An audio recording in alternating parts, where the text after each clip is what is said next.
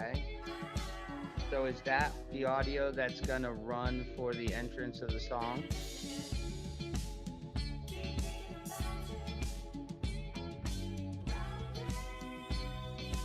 Okay.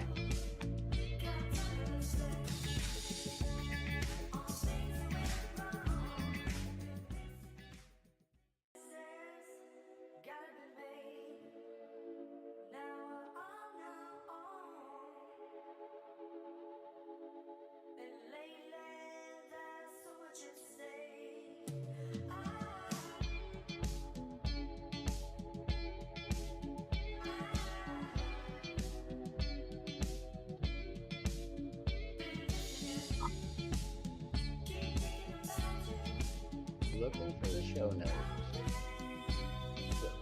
There we go. Looking for the show notes. Okay. So.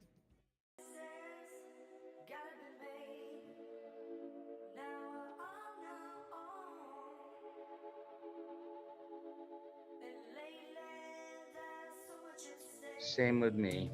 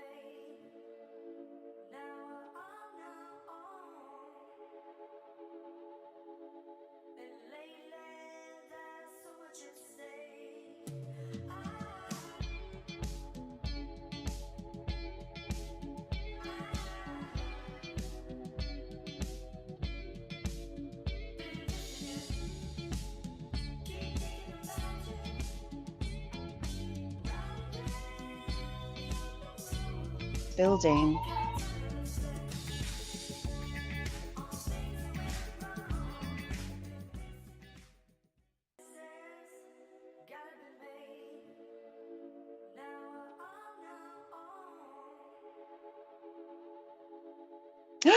Morning, morning. I had myself on mute, so I have to say it again. Sorry, Shelly.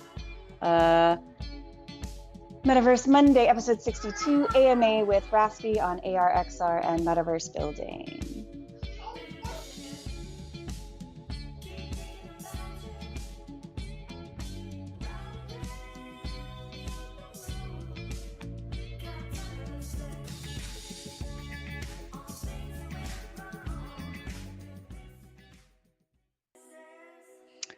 Make I invited to co-host. Hopefully you can make it. Shelly, I invited to speak. Sinful, invite to speak.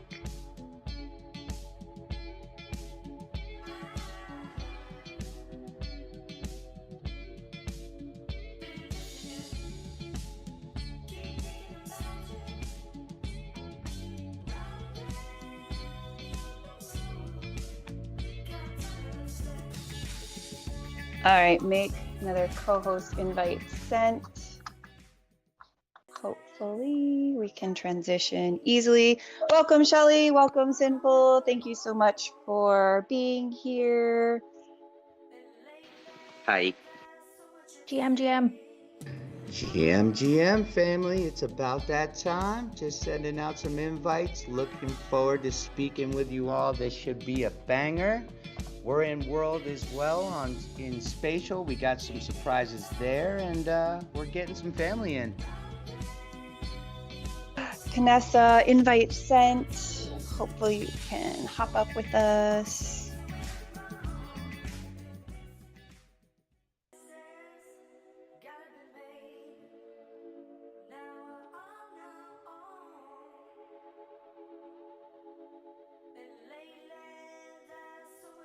I think Raspy sent us a little love note saying they were ready.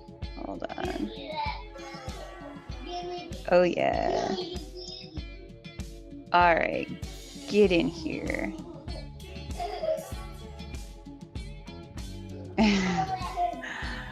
All right, I'm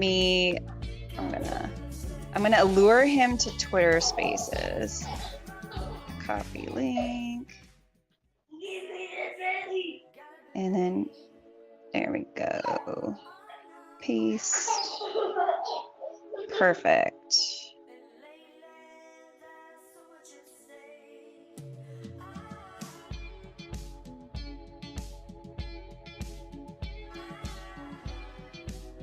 Welcome, welcome. So excited to have everybody here with us. Just getting warmed up.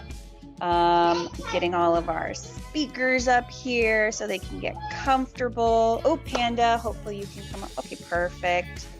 Look at all of our new friends. So excited. Puddles, Polygon Alliance, thanks for hopping in, you guys. Really appreciate you adjusting your schedules so we didn't overlap on space. Big love to Dave from Polygon Alliance. Really appreciate you.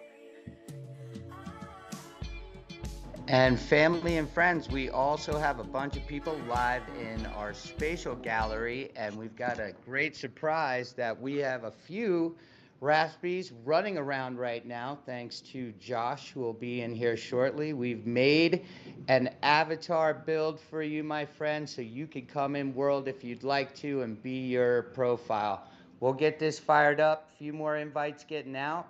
Anybody have any questions, feel free to ask. We do ask speakers that if you're coming in World, please mute the tab and listen through Spatial. That way we don't have crossover audio for our streams. But we have some fun things planned for you guys, and we're going to talk about the future. Nate, do you want to warm us up with some music real quick, and then we can dive in and get started? Sure thing. And funny to say, for any of you beasts out there, we had a little snafu yesterday, including Machiavelli, where I sent the actual track instead of the remix. So we're going to run this again. And this is Reflect by Electric Palace, who might stop by later. And this is remixed by me, up live everywhere you could download or stream music. Let's get Metaverse Monday started, family. Let's do this. How did I look ahead? Tough choices gotta be made. Now and lately there's so much at stake.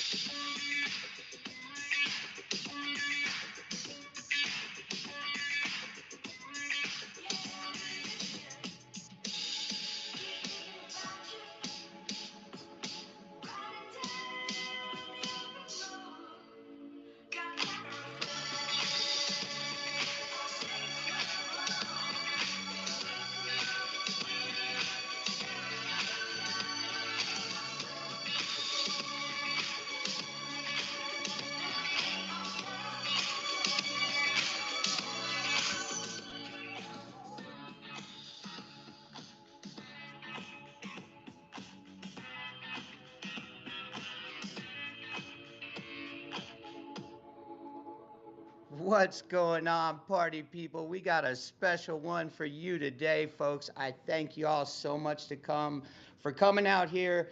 We got the GOAT himself, Raph. We have some of our favorite community members from multiple metaverse locations with some special thoughts for y'all today. I can't wait to explain. And then we have some of the top community leaders from A Kid Called Beast. Thank you all so much for coming. Yes, welcome everyone to Metaverse Monday, episode 60 freaking 2. We are going to nerd out a little bit with our new friend, my new friend, Raspy. We're besties now. And of course, some Beast friends and some DCL friends who are Beasts too.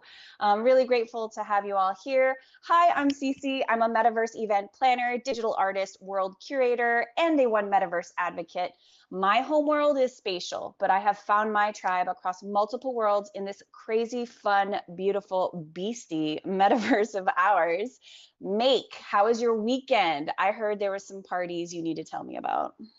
Hey, it's me, it's Make once again from Making NFT, family and friends. See, we had a banger of a week. Biometa, who I'm sure we'll all see in just a minute from Vita TV, and I found a way to cross multi-stream in Spatial and in DCL in 15 different parcels on DCL. I went out and put on a 2-hour set. We had it streaming into tons of places. Can't wait to share the highlights from that. Also, with Raph and the gang, I worked hard all weekend on a contest, and I think we're going to be able to show some of the winners later. It was a great week. Oops, you caught me twatting. I do want to do a few shout outs. I want to say hello to all of our Spatial fam. I also want to say hi to my Polygon Alliance peeps, Big Nil, Dave, John, so many great people. I want to say hi to our DCL fam. We've got AJ down there. We've got so many people. Ooh. But I do want to send a bunch of love to somebody very special.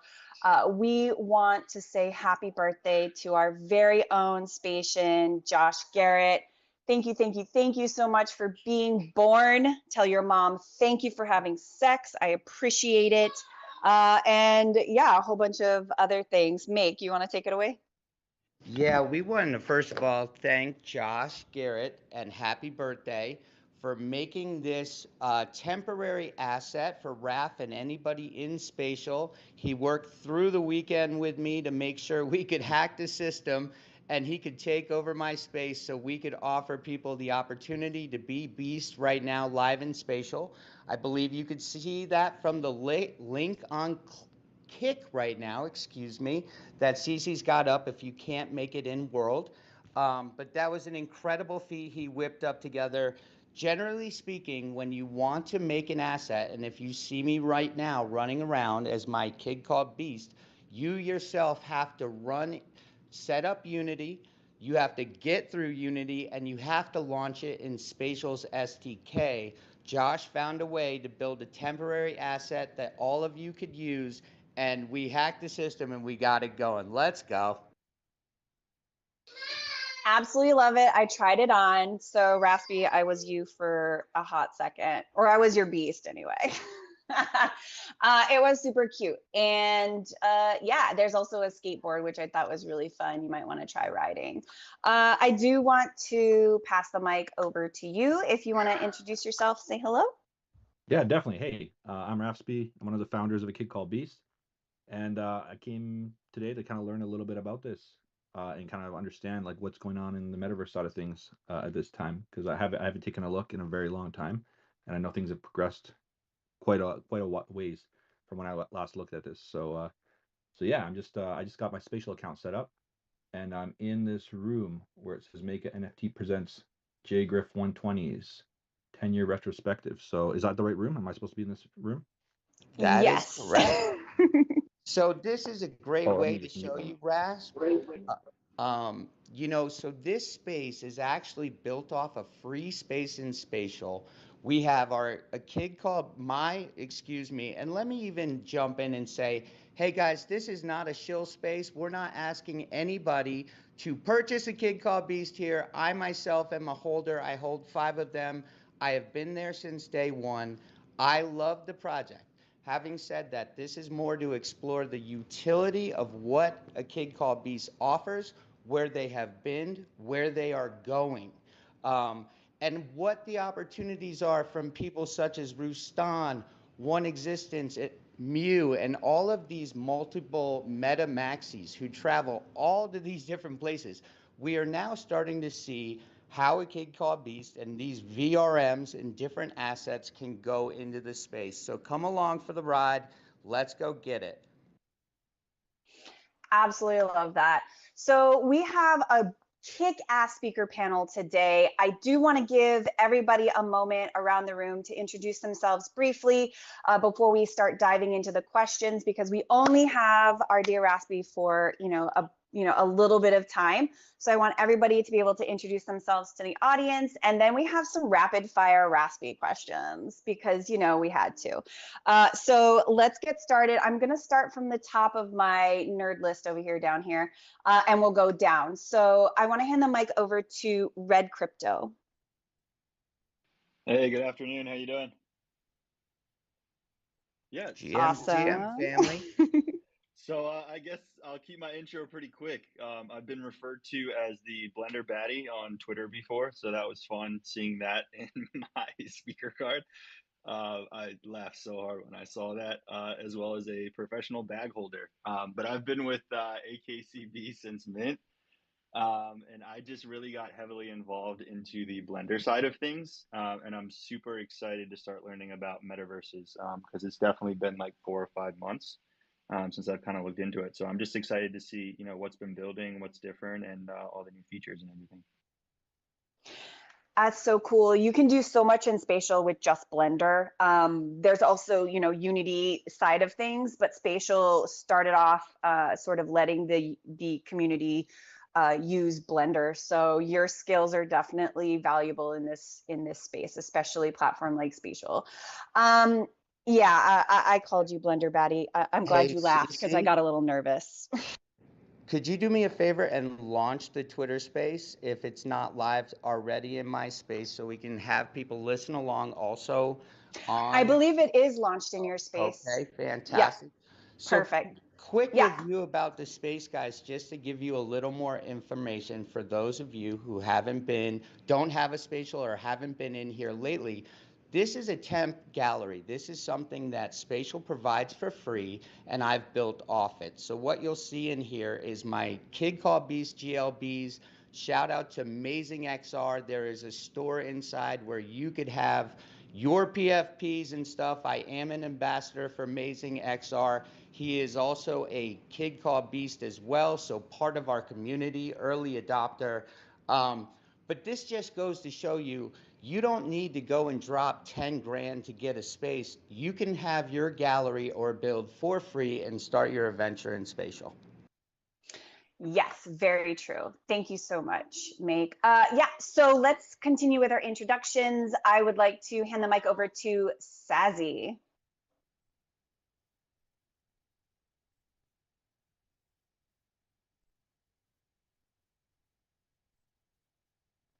Oop. Maybe Sazzy is not ready yet. Maybe they're not on the speaker panel. My apologies. We'll skip Sazzy for now and we'll hit up. Do we have Juan on the panel? Do we have a Juan? Oh, I think look at right that. now we are maxing the spaces, so we might rotate as we go. Why don't we start with the speakers who are there and then we can rotate? Yeah, let me pass the mic over. Oh, pardon. One more co-host to get an extra slot. Yeah. Okay, refs. Let's do this. Oh, this is going to be dangerous. I'm going to give the mic over to Shelly while we get sorted and try to add more people to the panel.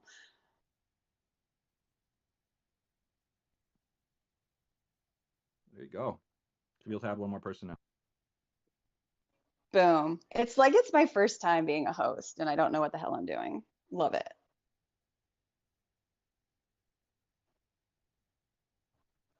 Miss Shelley. Hello, and oh, it's so great to be here. Thank you for having me. I am Shelly Van. I run the True Band Room in Decentraland, and I'm also 1/3 of the Metaverse 3 with Hi CC. So we're very busy exploring many worlds, and my mission is to bring more live music to the Metaverse. I've run over 650 live concerts so far, and no end in sight. So any musicians, please reach out, and that's me. Thank you so much, Shelly. Absolutely enjoy cruising the metaverse with you. And True Band Room really is my cheers. I love it. Let's try it again. Stazzy. Yo, what it do, gang? Good day. You want to intro yourself to our new friends? I know you're super in the know with the Beast fam, but we have some DCL fam and some metaverse enthusiasts and Spatians. So I'd love for them to get to know you better. My name is Sazi. I'm a creator for a kid called Beast. I've been using Blender for roughly like 6, 7 months now. I create digital assets for the Beast to for them to just go crazy and have fun on the timeline. Like I create a lot of clothing assets for them, stuff like that. Bro, you're way too humble, man. This guy is our resident stylist. This guy's like the Gucci of the Kid Called Beast. He's like the fashionista. He's the one that comes with all the flavor and keeps us all looking good. Keeps us all looking fresh and styling. That's the true intro right there. That is a beautiful intro because Make showed me a new shop that's your pin tweet. Really cute. Yeah. Can I So post? Yeah, I'm gonna post it. yeah, of course. So with the shop, I just try to like keep the gang updated with drip. At first there was like a few pieces here and there. Then like I started making monthly drops so that I could drop a few assets at once, and then just let everybody just go crazy with switching colors and having fun with the assets. I love it. I was looking at the contest entries and they are so good. I don't know if any of them are your outfits or inspired by what you've got going on, but very stylish. I'm into it. I love it. It really gives me DCL vibes because in Decentraland, everyone has a look, everyone has a vibe, and they all look fabulous. And I feel like the Beasts are just another version of that. I do want to continue with introductions before I start fangirling all over you guys. Juan, do you want to take the mic from me?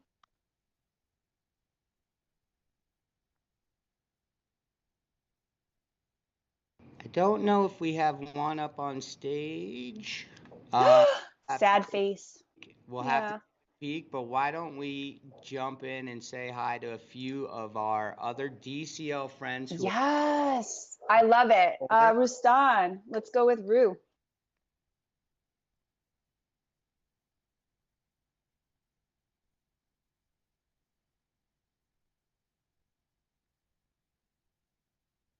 are we rugging? Maybe. I can't hear Rue, so let's hit up. Who else have we got? Let's hit up Stony right now. Stony, how you doing? Yo, hi CC, what's good, sis? Keeping it real. How you doing? Tell me about yourself. Yeah, thank you so much for having me. It's an honor to meet you, Raspi. I'm probably the newest Beast member here on this panel. I got mine just like a week ago. Amazing. But I'm super excited to be part of this community. I've been keeping an eye on it since before it launched, and I just hadn't had the time to really dive in. But I'm a musician, a DJ, a digital artist, a 3D designer. I've been DJing in Decentraland for over a couple years now. I have a live beat making event in Decentraland, and me and Rustan, I'm sure he'll touch on it more, but we already have a Beast party plan that we're doing this Wednesday at 12 p.m. PST, 3 p.m. EST over there in Hyperfy. Rustan did an amazing build, and I'm gonna be doing a DJ set, so make sure to come on and join us on over there on Wednesday. Sick. Yes, please post that to the top. Oh, thank you so much. And we're also going to be doing a little preview once we get Rustan back up there. What we're going to do inside the spatial space, we are going to pull up the Hyperfy. Cece and I will go live to the Hyperfy, and let you guys see what's going on, not from just one metaverse, but from two. So the biggest point of this space, and one of the things we like to remind anybody, you could find your home anywhere, but we can all vibe anywhere. You know what I mean? The options are opening up for all of us to go visit other places by the day. And when we get into the VRM conversation as we extend, we'll see how Rustan managed to create his video on how to create a VRM for Hyperfly. And we'll hopefully have Josh Garrett come up and touch on how you can bring your avatar into Spatial. Oh yeah, we've got all the alpha coming to us shortly. I want to hand the mic over to the amazing, the beautiful, the very just magnificent Kanessa. How are you doing today, Kanessa? Hey, good. Oh, that's such a sweet, sweet segue. Thank you so much. How are you today?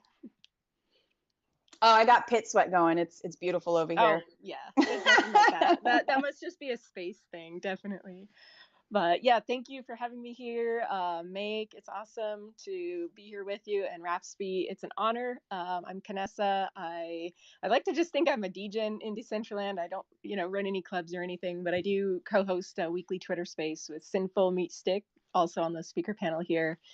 And yeah, I don't know, just a DJ. I like Decentraland. I like the people in it, the avatars in it, and yeah, Kid Called Beast with like a perfect accent to what we had already kind of been building. I had to get like the DCL colors, the orange, the kind of monochromatic warm colors on my beast that kind of sold me.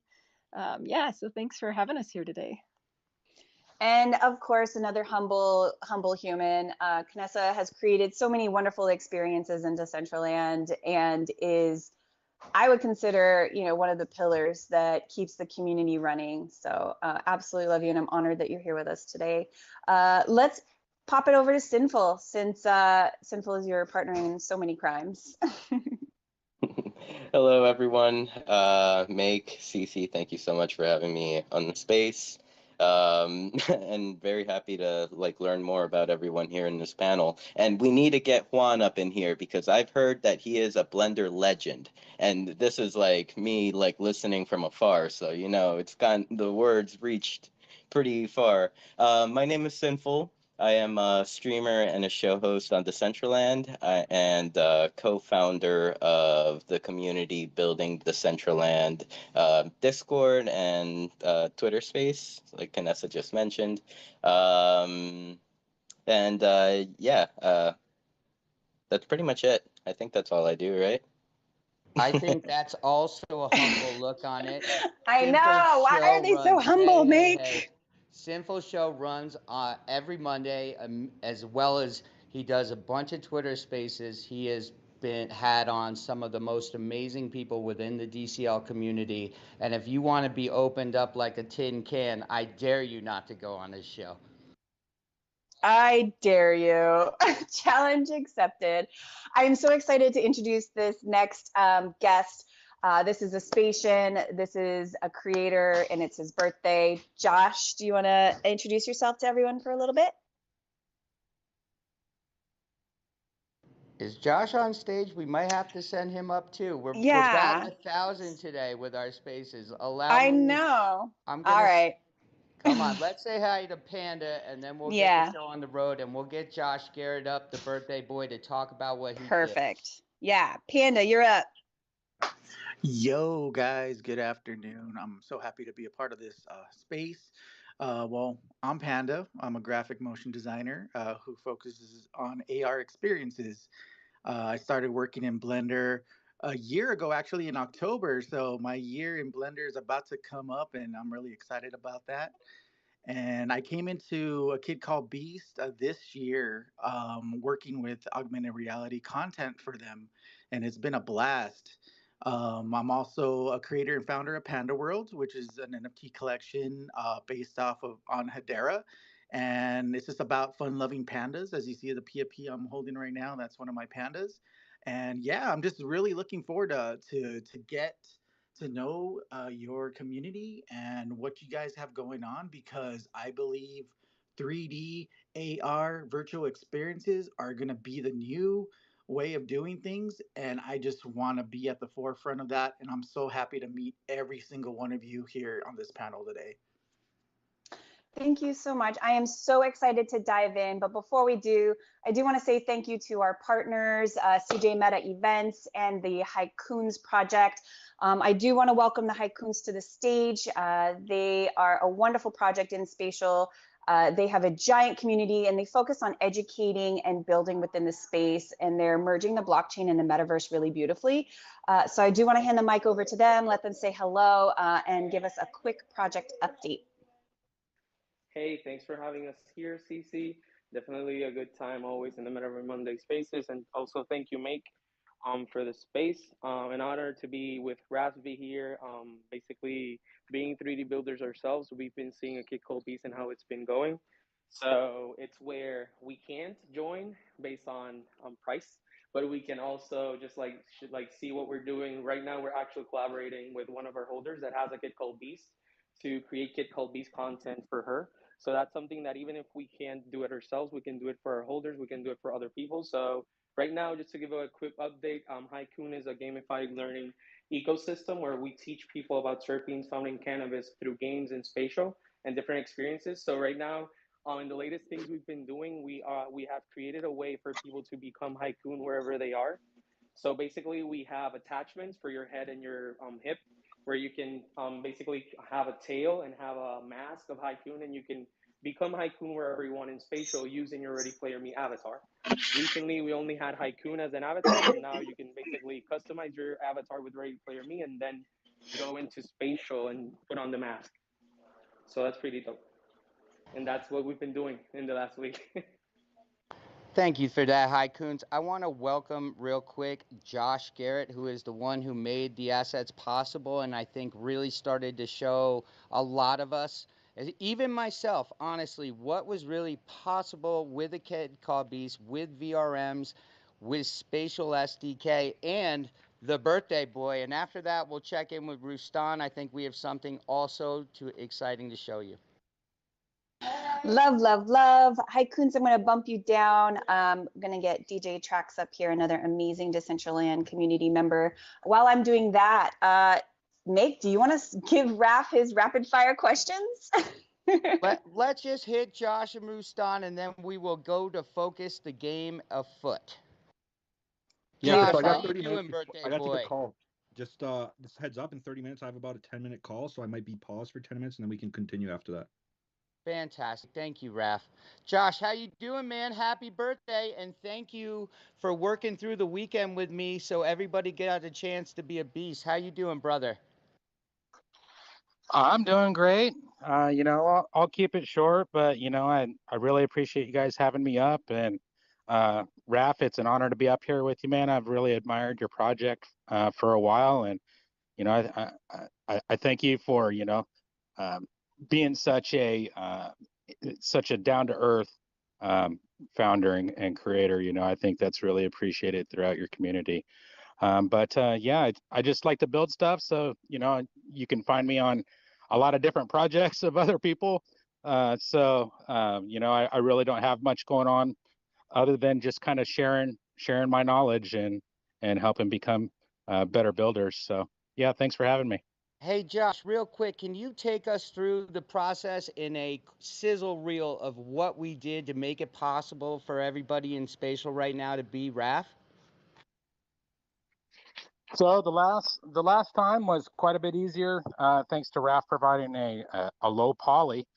So a lot of times, what has to be done with these 3D assets is they're made for 3D, and Spatial isn't made for 3D as far as avatars are concerned. So there's a lot of things like blender decimation and stuff that needs to be done in order for that to normally happen, which is a 20K limit, and the one that we looked at over the weekend was only 12.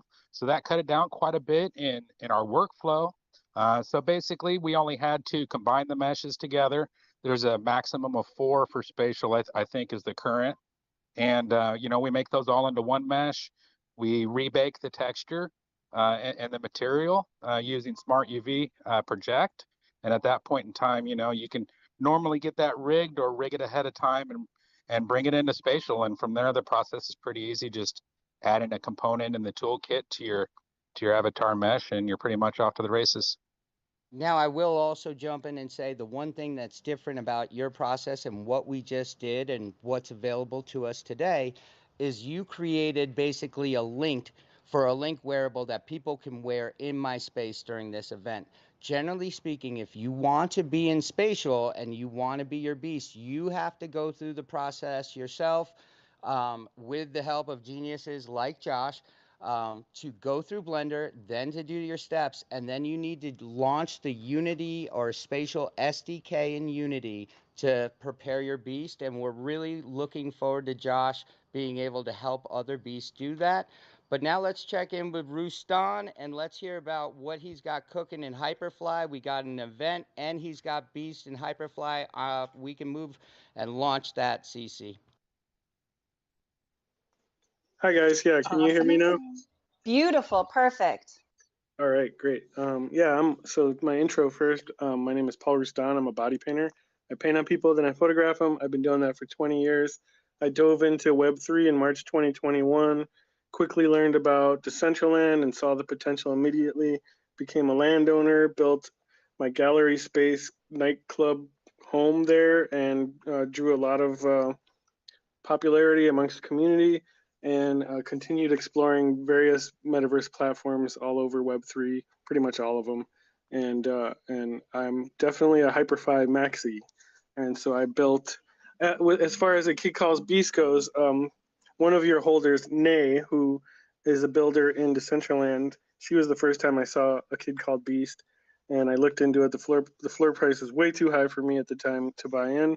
And this recent sale, I snagged up 2 of them as fast as I could, and I immediately saw the potential of the Kid Called Beast community as a community that is unknowingly itching to enter the metaverse space. And so I quickly, with the sponsorship of One Existence, built a Kid Called Beast world in Hyperfly that you can now, as of today, explore, and it's pretty awesome. And Wednesday is a huge, basically housewarming party, and I really welcome every holder of A Kid Called Beast to come check it out. On Wednesday for 24 hours, you'll be able to do a quest that will airdrop an asset that you can use for your 3D renderings in the future. And so that's what's happening on my end. Let me. Hey, Rustan, if you could provide that link in the chat box in Spatial, CC, I think, will be able to jump over there for us. At some juncture, we'll all be able to see what's going on. And from that, Raph, now you got this star-studded cast from all over, all over the world, from all different metaverses, and a lot of us are holders. We will also touch with DJ Trax really quick, one of my, I mean, honestly, favorite musicians, and then we'll jump into some questions for you before you take a pause, and we're gonna dive into VRMs. Trax, how you doing, my Meta Maxi brother? Man, I always love being in a space with Jay Griff. He gets your day started right, always with the good vibes, and man, I love the relationship we built over the last few months. My name is CJ Trax. I'm a Metaverse DJ, performer, community member in Decentraland and many other metaverses like Spatial and other places. I have been hosting events in Decentraland for about a year and a half now with my 11-year-old son. We DJ together, and I also have my fiance involved in everything we do here too. Her name is Mama Trax, and basically we go around different metaverses, performing live stream shows, and just embracing the concept of decentralization. It's been really, really fun. And we got into making wearables and emotes. We got into Blender. I've been into Blender for like 4 months now, so I'm still pretty new to that, but I've been enjoying learning how to create items for Decentraland and just working with other creators and 3D modelers. Me and Jay Griff met in AltSpace VR once, and ever since that day, it's been, we talk every day in the Discord messages, and we just chat all the time about anything metaverse related, and, we've been able to build some really solid relationships in the metaverse. So I don't want to take too much time. I know there's a lot of speakers and a lot of you guys got to get through, but I just want to give a big shout out to CC too.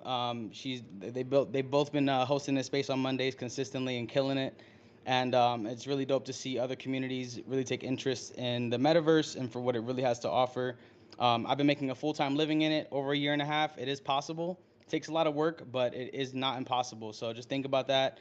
I'm living proof that you can make a full-time living in the metaverse. I've really been embracing learning as much as I can and just taking everything for what it is. A lot of us are still early in this, and I'm really just I really firmly believe that the metaverse is the future of entertainment, education, e-commerce, everything. Like it's just I just see I've seen it because I've experienced it, and I've seen so many brands come in and do big events. And I've been there to DJ a lot of them, and I work with Stony a lot on the side. And yeah, I just support as many Decentraland musicians as I can, while also making lots of content around it. And just trying to execute versus talking about it. We like to show people and lead by example, not just talk about what we do. So definitely tune in with me every week. I DJ for Spotty Wi-Fi on Tuesdays. I got my own virtual parcels all over the Decentraland, and got like 6 shows this week. So want to come to the live stream show this week? Hit me up. I'll show you around. Thanks, Trax. And yeah, his Tuesday with Spotty Wi-Fi, if you're into hip hop, is absolutely a banger.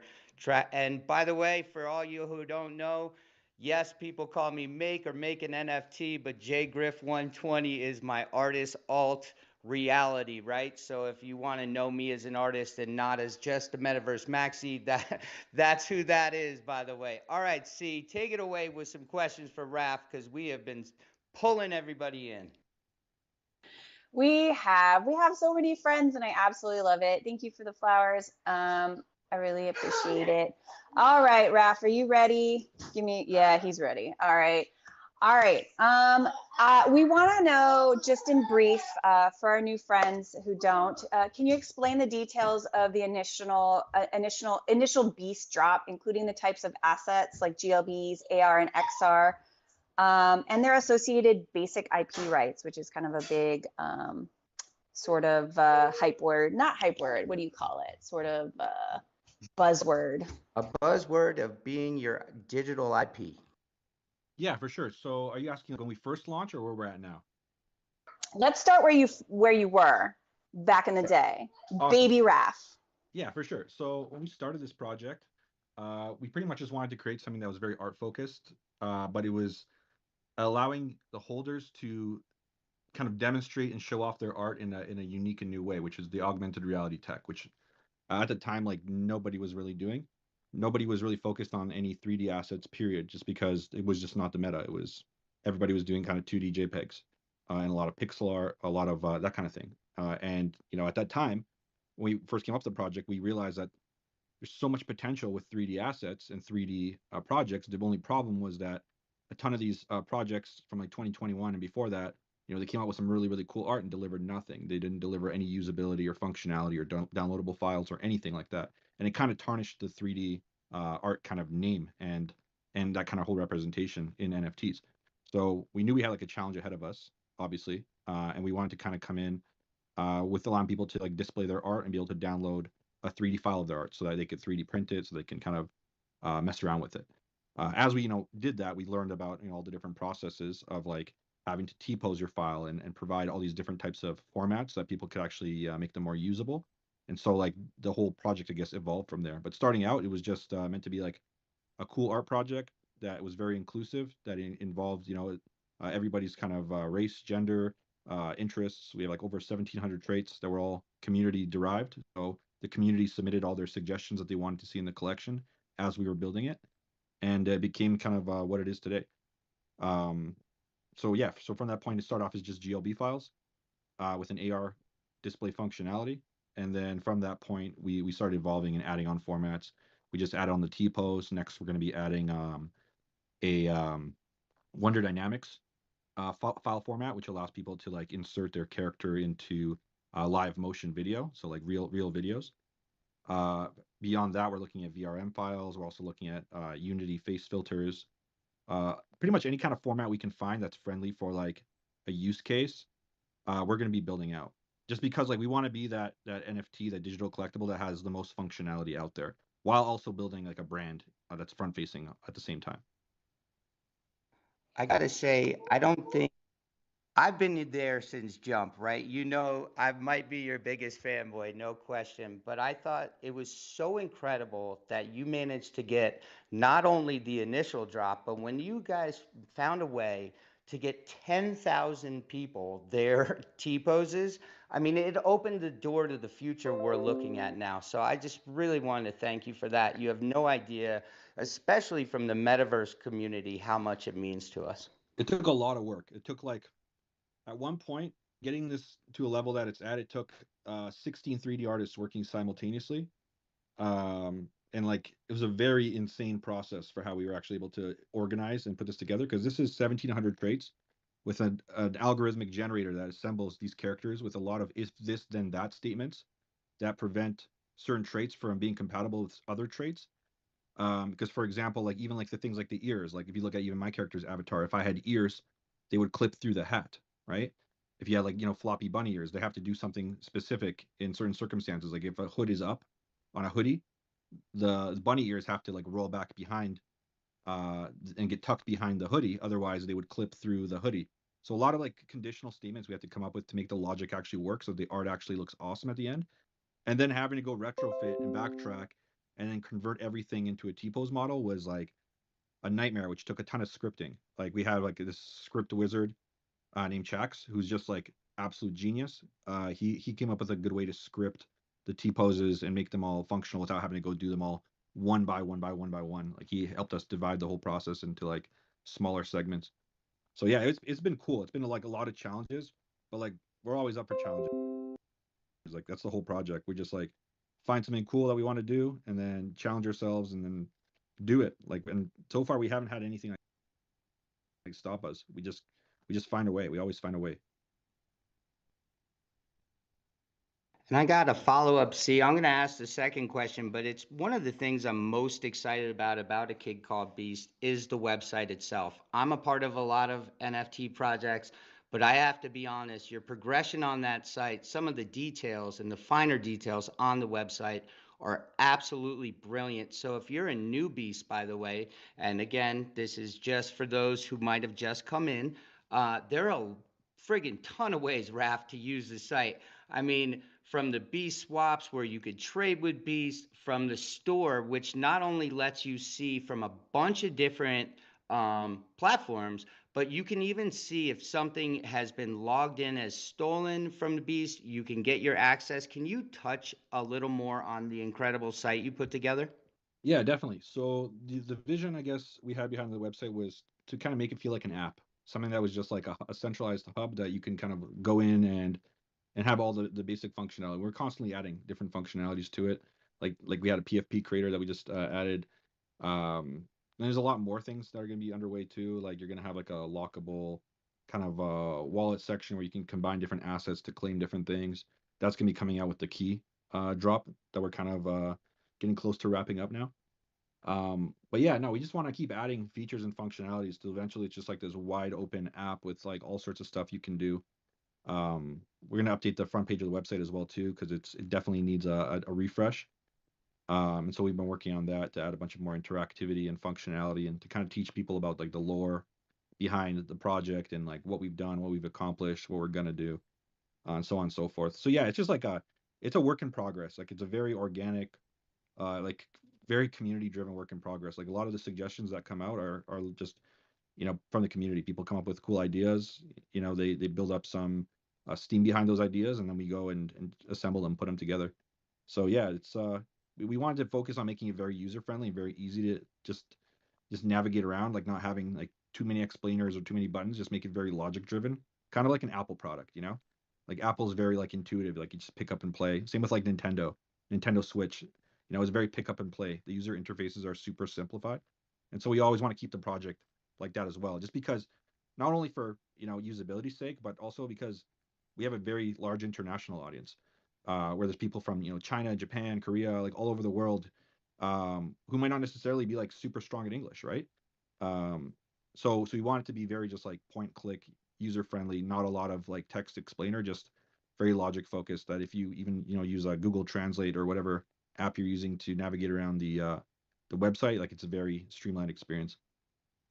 I got to tell you, I absolutely love it. As I said before, I'm a part of a lot of projects, but the access points and what to do, I myself have bought two beasts from, the platform. It's so great to know also if something, might be listed as stolen. And, because I've always turned away once that happens, I just haven't personally wanted to go through that experience and feel bad or whatever it is. So I really commend you on that. And I got to say, buying a beast through it is absolutely brilliant. Since you've launched that, I don't even go to other sites to Yeah, look. dude, it's a better experience. Plus, it's zero fees if you buy it natively. If it's like something that's listed natively from within the marketplace, like there's zero fees. You don't have to pay like the 2.5% to like Blur or OpenSea or any of that kind of stuff. It's just zero. Incredible. See, you want to take the next question, family? Yeah, so I just want to apologize to Rue. I stole the Cadillac and drove it into a swamp. So sorry about that. Yeah, so Raph, could you elaborate on the features and functionalities of the website, particularly the beast swap, the marketplace, and the ability to check for stolen See, I beasts before think I purchasing? got that one. I think while Well, you then were click it driving the off. caddy, I think that it's more about the. Just saying, you were out there driving caddies I in was. Dubai. I drove it into a swamp. Did you do what kind of the access files? I would say we go on to IP rights, family. All right. Regarding digital IP rights, how do you extend the rights to your brand and beyond? Can you share more about this Yeah, part of definitely. the project? Yeah, so from the jump, we wanted to make sure that people have IP rights and make sure that they have the ability to use their beast for whatever they want to really create. We did put a few restrictions on them, just because we wanted it to be, a global kind of family-friendly brand, something that would not, hinder us from being able to do collaborations with different like international brands, being able to work with larger IPs in the future. And so for that reason, we limited a few use cases. So there's no drugs allowed for like displaying the IP in like any kind of corporate or like like public production setting. So you can't do drugs, you can't do gambling, you can't do um, like like realistic weapons, you can't do alcohol, you can't do sex, and that's basically it. And like a lot of these are for obvious reasons. The character is a kid, right? We don't want to have, we don't want to be the project or the brand that's promoting kids drinking alcohol. We don't want to be the project or brand that's promoting kids smoking weed. And like we don't have anything against those things as a team. Like people can do whatever they want personally, but just from a brand standpoint, we have a lot of exposure to a lot of people's kids and a lot of younger audiences, and soon enough it's going to be a lot of international audiences that are going to be younger. We want to make sure that this brand is something that people can enjoy with their kids and with their families for the longevity of the project. And so we made that decision just because I know some projects do offer full IP rights, and usually the very first thing people try to do is build a cannabis brand as soon as they get their access to their monkey or their whatever their character is that they have. And we think that there's enough projects doing a great job at that. And I think that for like Web3 and for tech to kind of progress and to go further, we have to do a little bit more than just building cannabis brands. And like there's nothing wrong with cannabis. I love cannabis myself. I just think like there has to be a more expansive like look at what is possible in this kind of Web3 world, and giving us the opportunities to explore what can be created with IP without having to go turn to like a degenerate type of like vibe or culture. I think it'll give us like a much more like appealing public outlook from it.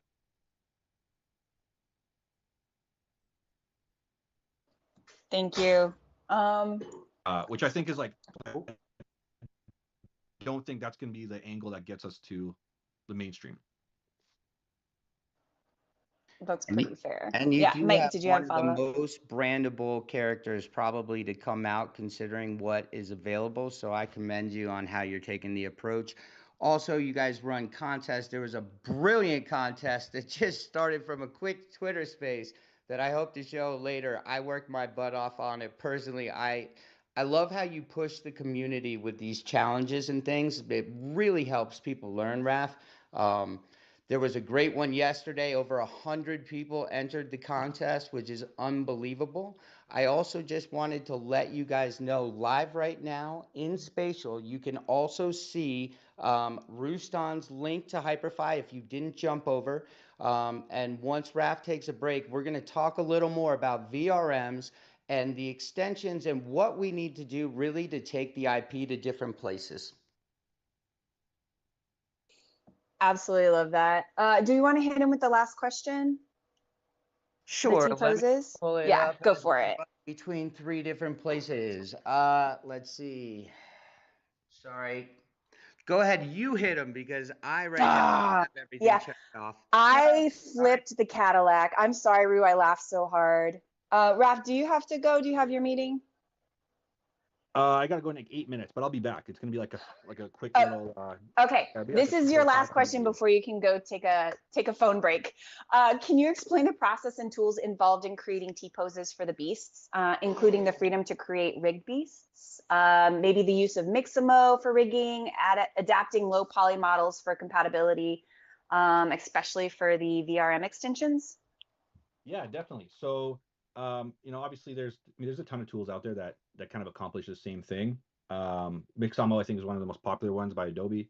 There's a few others. There's like some Blender like add-ons that you can also get that kind of accomplish the same thing. There's like a ton of them now.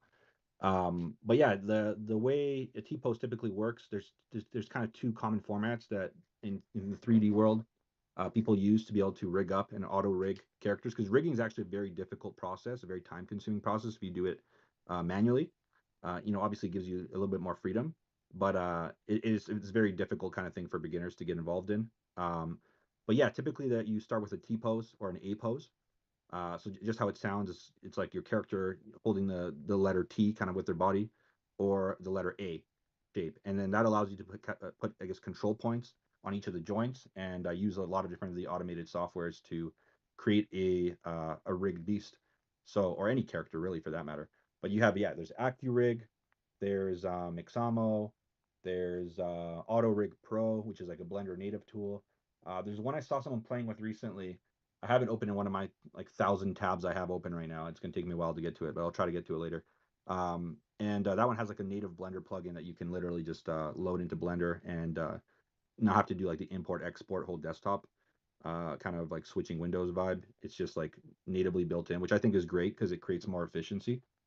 Um, yeah, no, there's like we try to make it as user friendly as we possibly could, and there's a lot of tutorials on how to do all this stuff. Which, like, if you watch like a 1-2 minute video, you'll be able to do it yourself. Um, yeah, we just wanted it to be like plug and play, make it easy to mess around with. They're always looking for ways to make it faster and better, just so that anybody can literally pick it up. Like, it doesn't matter what their proficiency is with 3D, they can just start doing it. And like that's how a lot of people start. Like I started on Blender myself. Like I did my third render ever yesterday, and I've been like just watching videos that people make in the community, and that's how I learned myself. I just watched like 5-6 hours of videos, like 30 minutes a day before bed, and then I was like, okay, cool, I'm ready. I dove into Blender and just started making stuff, and like the stuff I'm making already is like, I'm surprised at myself. Like I'm like, damn, like I don't even know. It's fun though. Like it's super addicting. Like I would definitely say like 3D is like a rabbit hole in a way I kind of wish I didn't open, because it's gonna suck up all my time. I already know. I already know. Now there's metaverse stuff. Oh man, like I'm gonna lose a lot of Welcome sleep. to our world. You will have no life because, well, you will have a meta life, which, some Yep. would argue is better. Hey, I gotta lock 1 day a week. Make sure that I touch grass for sure, because yeah, I already know what's gonna happen. I'm gonna deep dive into, especially with like where I live, where the winters are like 6 months long. It's gonna be it's gonna be a lot of You hot can chocolate, come coffee, touch and grass metaverse. with us in Yeah, the touch digital grass. realm. Yeah, We in do like toes three in the different grass. spaces. Yeah, for sure. Low poly grass. Low poly grass is my favorite personally, because you don't get, pieces in between your toes. So Yeah. anyways, let me hand the mic over to Make. I think we have some group questions for some of our amazing speakers who joined us today. fantastic. And I would also say, see if you could put up on the Twitter feed the last contest that I sent from Beast FM or Beast XM. Yes. Okay, We I'll do could that. show some of the wonderful people who are in our spatial, some of the last contests. Don't forget to go out and vote or click a like. Selfishly, if you could click on my two, that would be awesome because I'm trying to win the contest. Just saying. Cheeky monkey. Just No. kidding. I'm going to grab Actually, a quick coffee and then I'll do that. I would like to bring Red up to talk a little more about Blender. Red is really one of the main community leaders who facilitates the classes and brings in the special guest set, such as Sazzy, such as Juan, who we'd love to hear on a little more as well. We're going to start talking about the utility and stuff you really get to do, which makes us get to run around, family. Red, let's get you up here. Yo, I'm here. Can you talk a little bit about the starting of the classes, where you're posting the links, and how the process kind of goes? I think for a lot of people who are new to the Beast, they miss maybe the Discord or whatever it is, can't make it to the event, but you keep those online. We'd love those those links posted for those Beasts who are in here who haven't been here before. Let's dive in a little bit. First of all, I just got to say I'm having so much fun in Spatial right now. I did not realize you could just straight up just easily import GLBs. So I'm just like uploading giant statues of my beasts right now. So Oh I'm no, having a little don't bit to crash the room. Don't crash the room. There is a weight limit. Size. We I'm left it glad you on said edit that. so everybody could play, but just keep the polys low or All right, we're all just one. going down. I got just one in there so far. But yeah, this is super dope. This is really dope. The question, Blender. Yeah, so basically, Panda and I started the idea of these Blender classes where we would go into Discord and then do a live screen share and just kind of walk people through, how to do really beginner stuff. The goal was just to, equip people with enough knowledge to just kind of get into Blender and get started. Because there's so many YouTube videos out there that you can kind of learn on your own. So that was just kind of the original intent, or I should say my intent. I don't want to speak for Panda. And it just kind of grew from there. This upcoming Wednesday, I think we're on episode like 17 or 18, which is pretty insane. But for those people that aren't able to make it, they do happen on Wednesday, 4 p.m. Eastern every week. But we do record all the sessions and then we upload them onto YouTube. And so what I also did is I just wanted to compile all of the tutorial and like step-by-step instructions all on one website. So I created a website that's called a shop called beast.com. And on this site, one of the pages is the Blender gallery. We also, is the Blender library. We also have an artist gallery where we post the actual finished content, and then an info center, which is just like kind of some recent updates about the AKCB community. But specifically, the Blender library just has step-by-step instructions. So literally, if you've never used it or heard of it, it walks you through, how to check your system requirements, how to actually install the application. It walks you through a bunch of files that the team created just to make it even easier for Beast to create. They have a lighting file, background, that type of thing. But yeah, it's just step by step if you've never used it, all the way up to leading you into the beginner tutorials, intermediate tutorials, and then some advanced tutorials as well. So it's just been super fun working with people like Panda and Sazzy and Juan and Vague and Lost. And I mean, the list goes on and on of these, amazing people in the community that take their time to come in and, prepare to run a class, then run the class, then, create a recording and kind of mock that up. It's just amazing, not only the level of talent in AKCB, but I think the thing that's really helped propel us and, helped us stay strong through kind of the current market conditions is the fact that those talented people are so willing to help others and help them learn, because we realize that, you teach someone one thing and they can probably teach you something else. And teaching, a new person how to use Blender, it's been cool to see them even surpass what I've been able to make. And I think that's really been the coolest part for me. I'd love to two things. One, I would like to also shout out, if you guys see right now, it might still be up. Little brother Biometa, one of the leading streamers anywhere in any metaverse. This man can stream to 17 different locations and Twitter spaces via Vita TV. He will be coming on with us as an official sponsor very soon. And he's the one who lets me jump to more metaverses than anyway. So, little brother, I want to pay you DAP. And then after that, I want to extend the question that we just spoke on to Red, to Panda, and to Sazzy. Panda, what you got for us, Playboy? Yeah, Red actually did a pretty well explanation on it.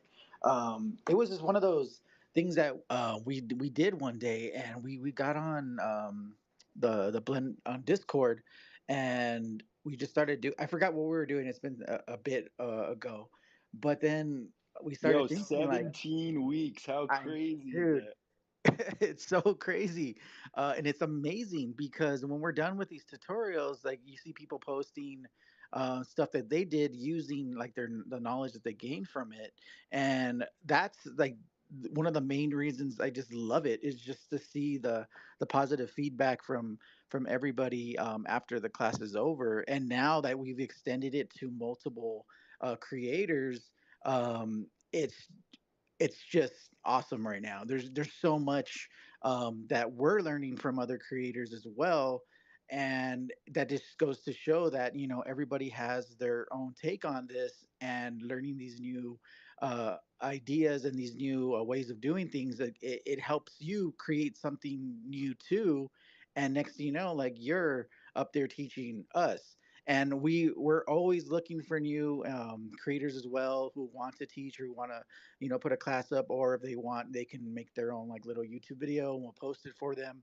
But yeah, ever since then, like we've always now you can find us in the Discord, usually just working on whatever we're working on or helping people.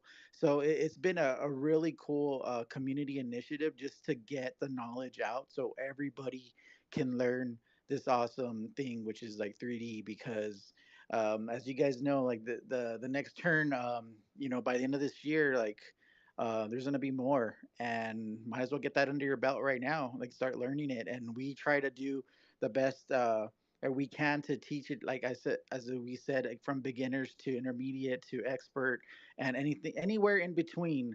But we're always available also to answer any questions. So we're right now.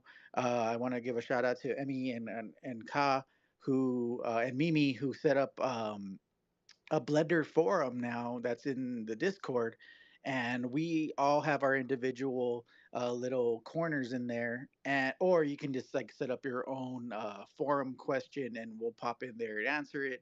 But we're just a ping away, guys. Whatever you need, we're always here to help. And yeah, we're just looking forward to the future and getting into the AR stuff and the VR stuff, and that's coming. And I can't wait to teach that as well, and or learn that from you guys. So yeah, but much respect to everybody. I So, absolutely love that the community is setting up sort of like a sort of hub where you guys can learn and grow together. That's incredible. I did want to ask anyone that might be able to answer this one. Are there any recommended Blender plugins or add-ons that creators we might find particularly useful? ooh, I'll jump in on that. One of the coolest ones, and I actually just bought the pro version, is Blender Kit. Is that it, Red? It is Yep. such a cool set of tools. It gives you so many things to start with as far as textures and colorways and different things. That's how, if you guys have seen my post with a kid called Beast, I love remixing them, and just making their drip. And now I bought into the pro service for 75 bucks a year, which if you think about it, just add it to the list.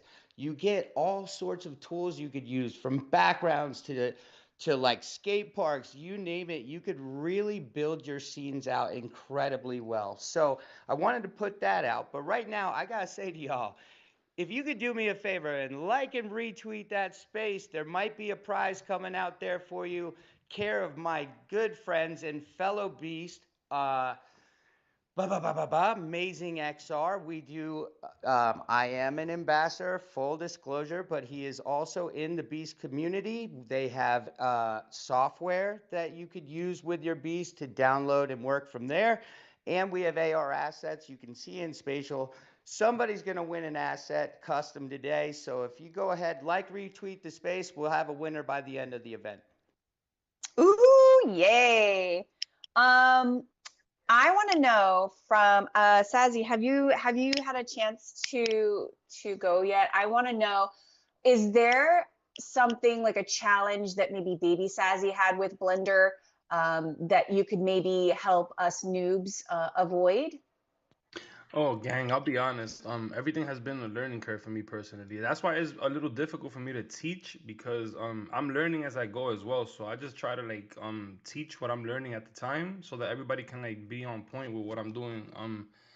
Other than that, like honestly, I'm learning every single day. Every single time that somebody does a new tutorial, anytime that somebody asks me a question that I don't know the answer to, anytime that I'm not like working or sleeping, I'm learning. I'm 24/7 learning. I sleep 4 hours a day. I'm on this. Like this is what I do. So it's a little different for me to be honest. Like I just go in there and play with everything. If I don't understand what it is, I'll figure it out by the end of the day type. That's the kind of energy I'm on with Blender. I'd like to just chime in a little bit while we got you, my friend, because once again, the man is being extremely modest. So if you ever go and you see Beast, right, and you see these dope ass jackets, chains, sneakers, headbands, wearables, I mean, literally, and I can't wait to touch on this with our Decentraland Beasts that are here today, because it's such a big part of what Decentraland is. Sassy literally tricks out your beast. It's a great way to use them. If you take the camera and lighting tools that are provided from a kid called Beast in that initial file, and you don't move your beast, then what you do is you remove those layers, and it's not difficult. You just turn them off visually, and then you turn them off on render, right? Those are 2 clicks. Then you could put any of the gear that Sassy provides. And I'm really hoping in the future, as we progress in all these different ways, that we start bringing those assets into characters and wearables that we are so grateful for in Decentraland.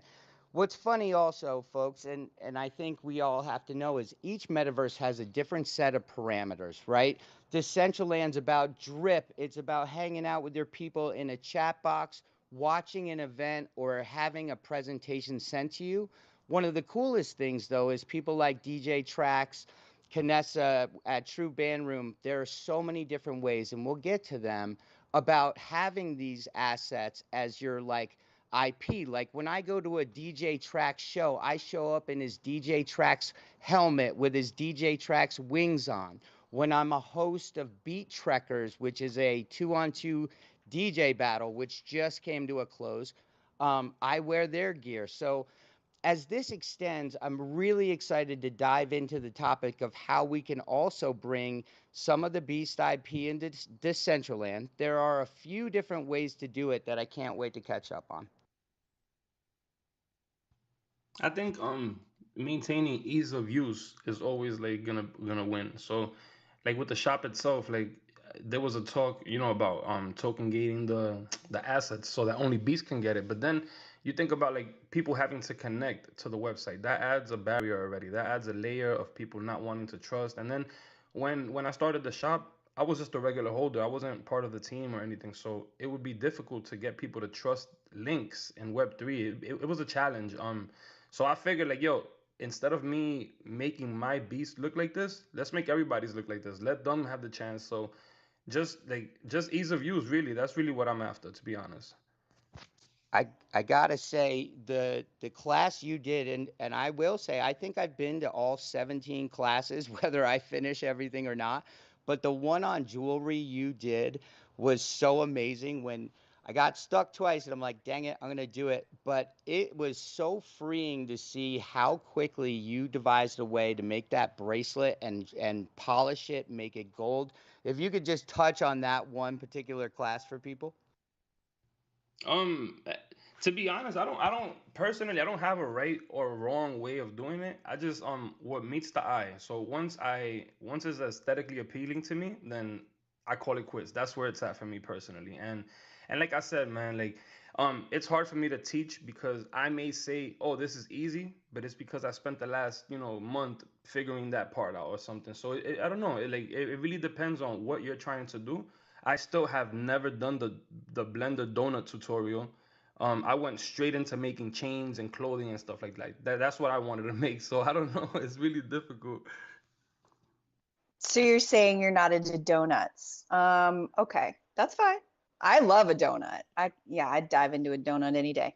Hey, how about we start talking to our Decentraland beast, and Yeah, I like it. possibly existence to come up, and Stony about the event they're planning, and a little more information for beasts out there who don't understand maybe how we run these metaverse events. It's like, sure, you guys are here, but when you got a cracking ass DJ shouting out your name, Stony jumps on, by the way, in the true band room halfway through and does live guitar performances. I think a little more understanding from their world would be awesome. I would love that. Who do you want to pick on first? I feel like we need to hit up Stony. What do you think? Let's go from Stony to Shelly in the true band room family Yeah. way around. And if you guys could please also touch on some of the amazing things you guys provide, including your recent drop for showing up, that is music for Sin's birthday. Awesome. Yeah, for sure. You wanna touch on that first music show up, Shelly? Yeah, so thank you so much. Yeah, the True Band Room in Decentraland has a proprietary attendance token that automatically airdrops to all in attendance. So there's no grab and go, like the POAP dispensers that you can just click and then leave. This puts the focus on the performing artist. So you can just show up, enjoy the event, and it's automatically airdropped behind the scenes. The artwork is created in partnership with the performing artist. We either use AI to do something together, or the artist can make something original or repurpose some of their own stuff. But just recently, we dropped our very first music show app. So now it's a music NFT. We're going to use them sparingly because I don't need to get into all the technical stuff, but it is kind of clunky on the back end. However, the very first music show app was a community collaboration that was produced by Stony Eye like a genius.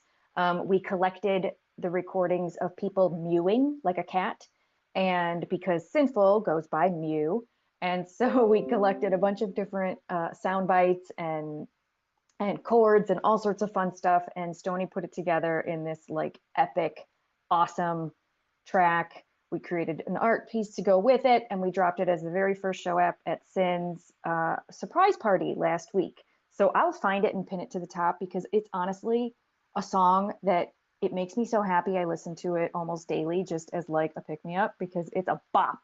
So thank you for that. And yes, so the show app, we drop them at every event. We currently only have the one music show app, so watch my tweets for when we're dropping next ones because those are going to be really extra special. And I'll kick that. I think this question can also extend to Stony and Rustan but you also do have a Hyperfi as well, copy of the space, correct? Yes, we do. We stream simultaneously all events to Hyperfi. We're working on the show app link to kind of drop show apps over there, but right now we're focused on Decentraland for the show app function. However, for the mobile friendliness and VR ready nature of Hyperfi, we do stream everything simultaneously. Fantastic.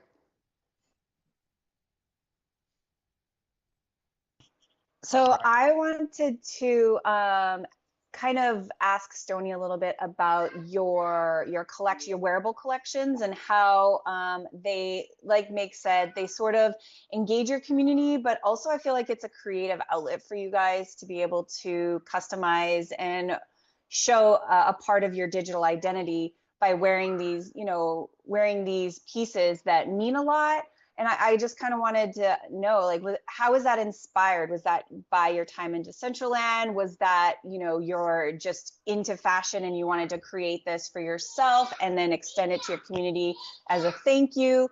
How do you use your wearables?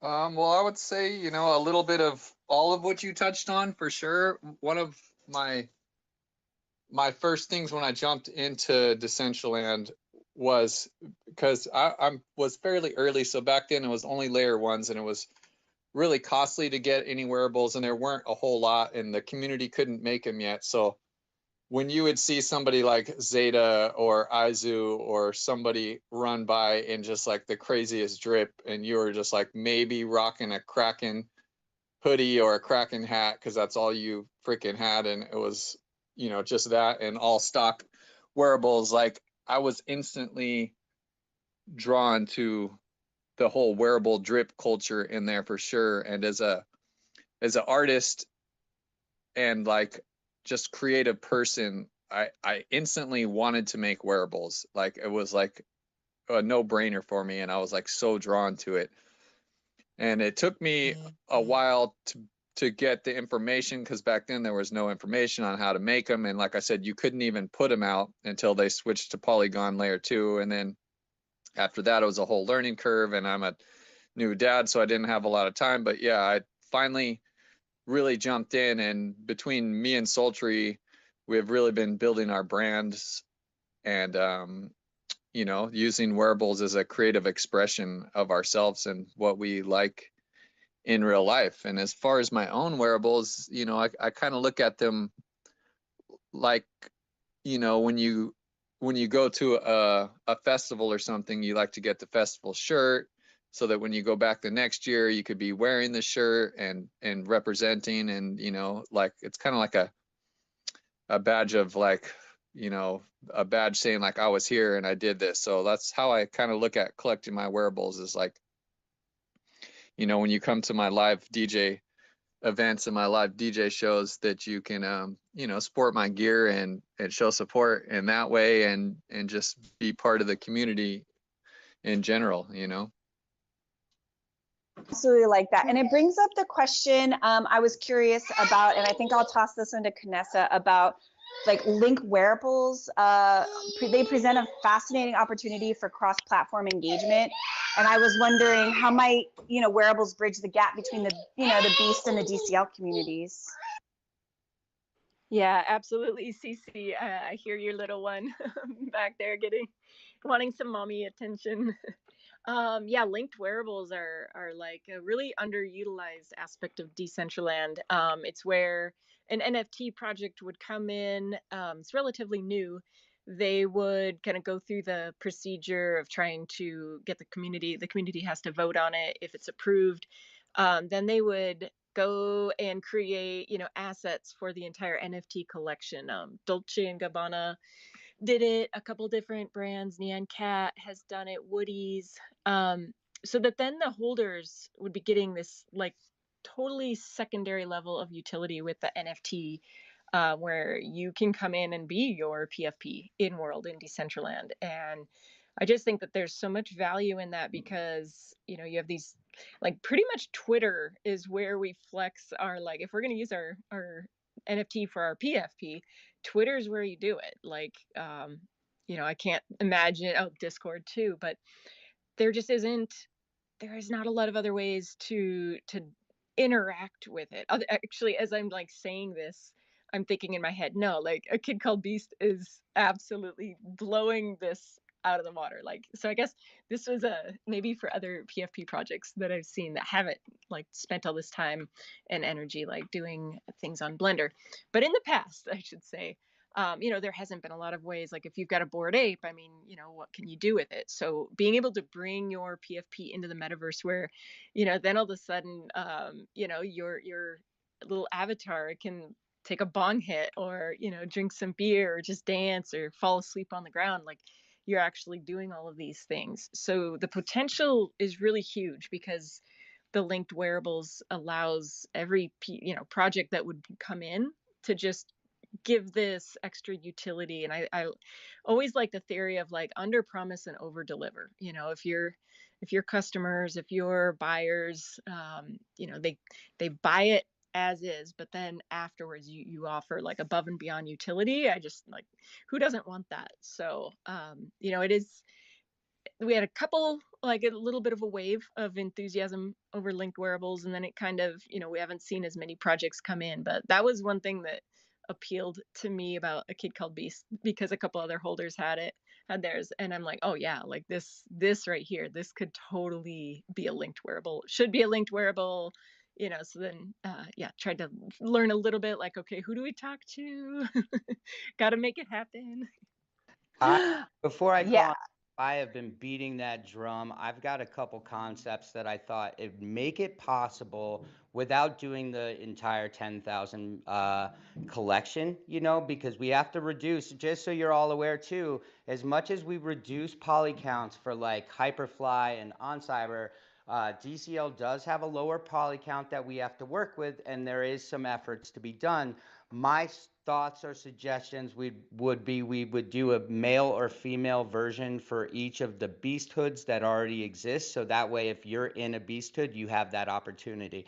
Let's kick it to Raf, and then I want to say hi to someone very special to us, One Existence. Raf. Sorry about that. Yeah, I just had to jump in for a quick meeting. I was actually with a pretty dope rapper, which is got his thanks to one of our community members, AI Love. He put them on to the Beast community, and they're actually pretty excited about Beast. So we might have some cool new people coming into the community, which I think will be great.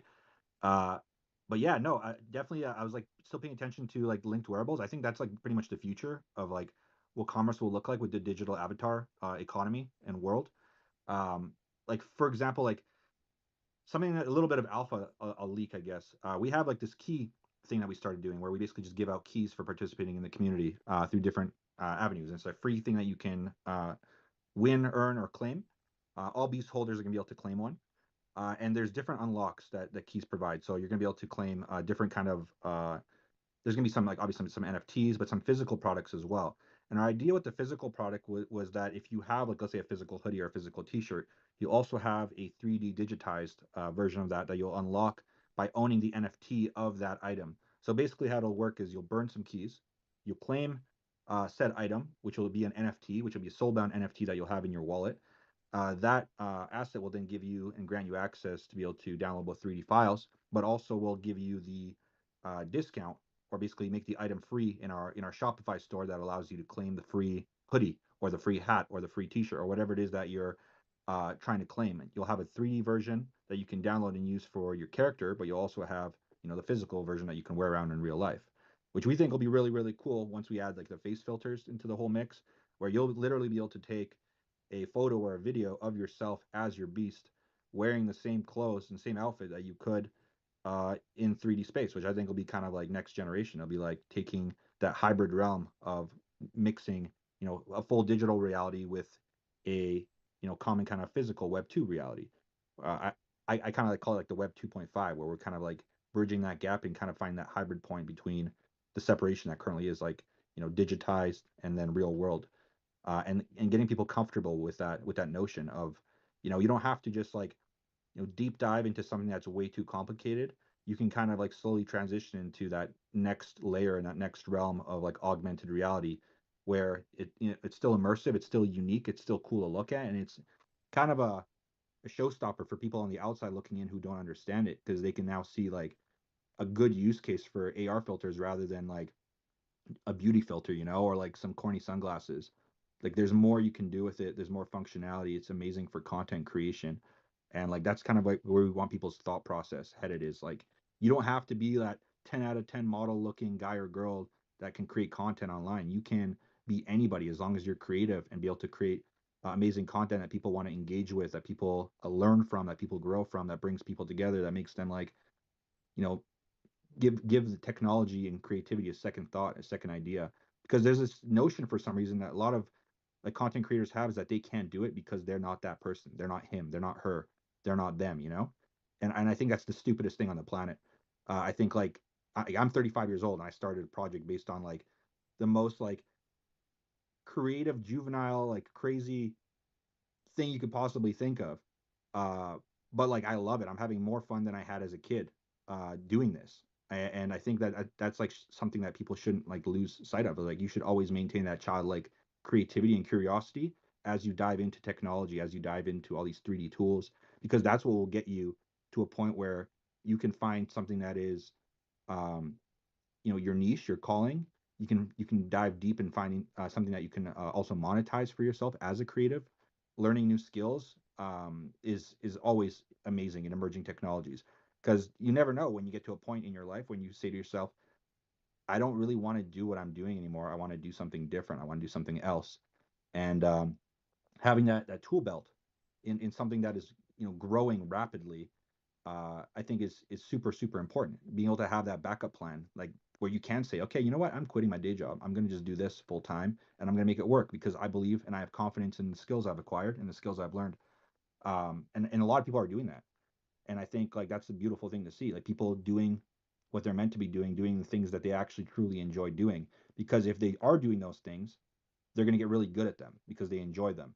And if you get really good at something, there's always going to be somebody that is going to be willing to admire or pay for it, or create an income for yourself if it's like something you really enjoy doing.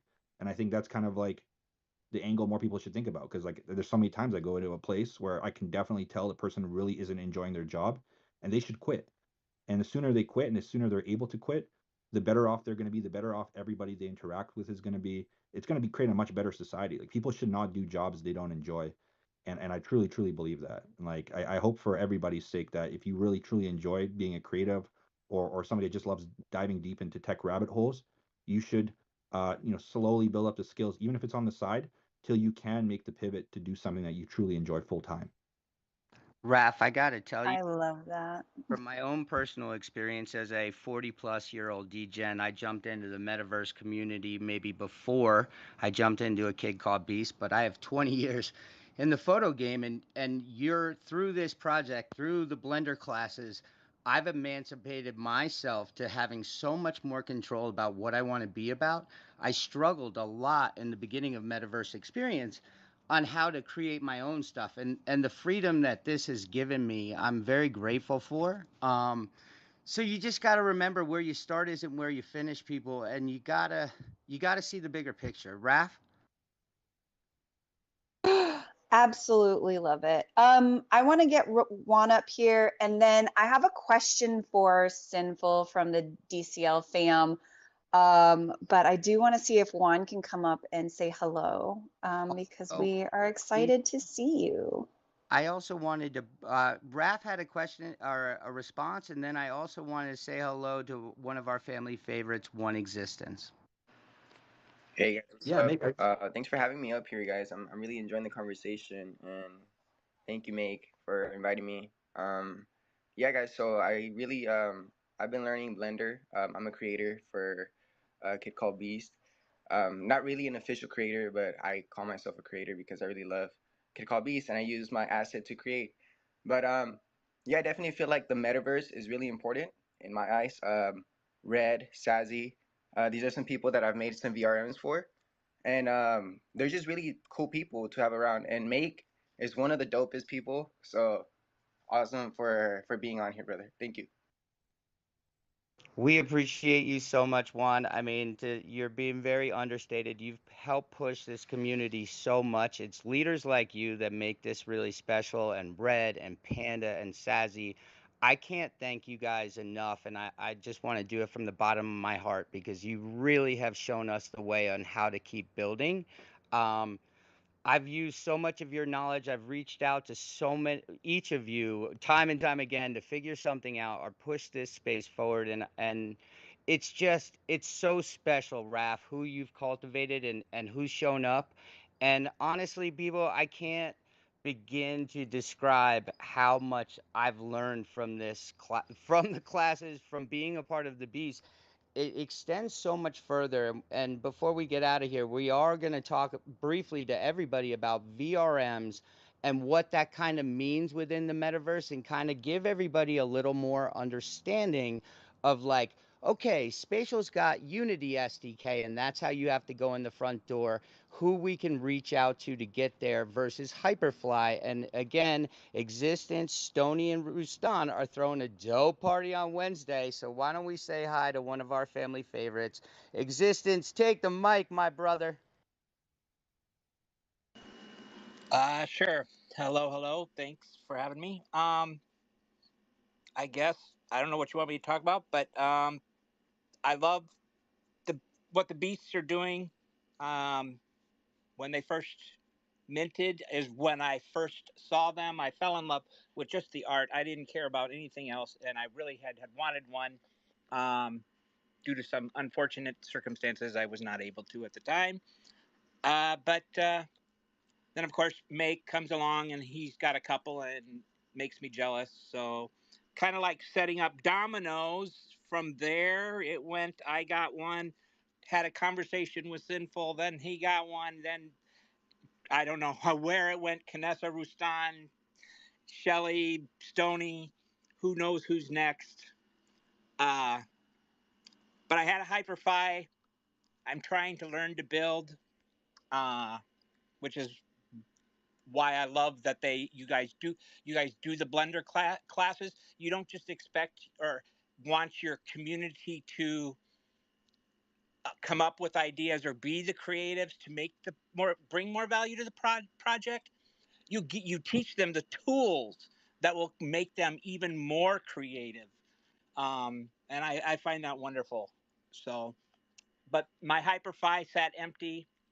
AKCB was available, which is welcome to the AKCB community whenever they wish to have it.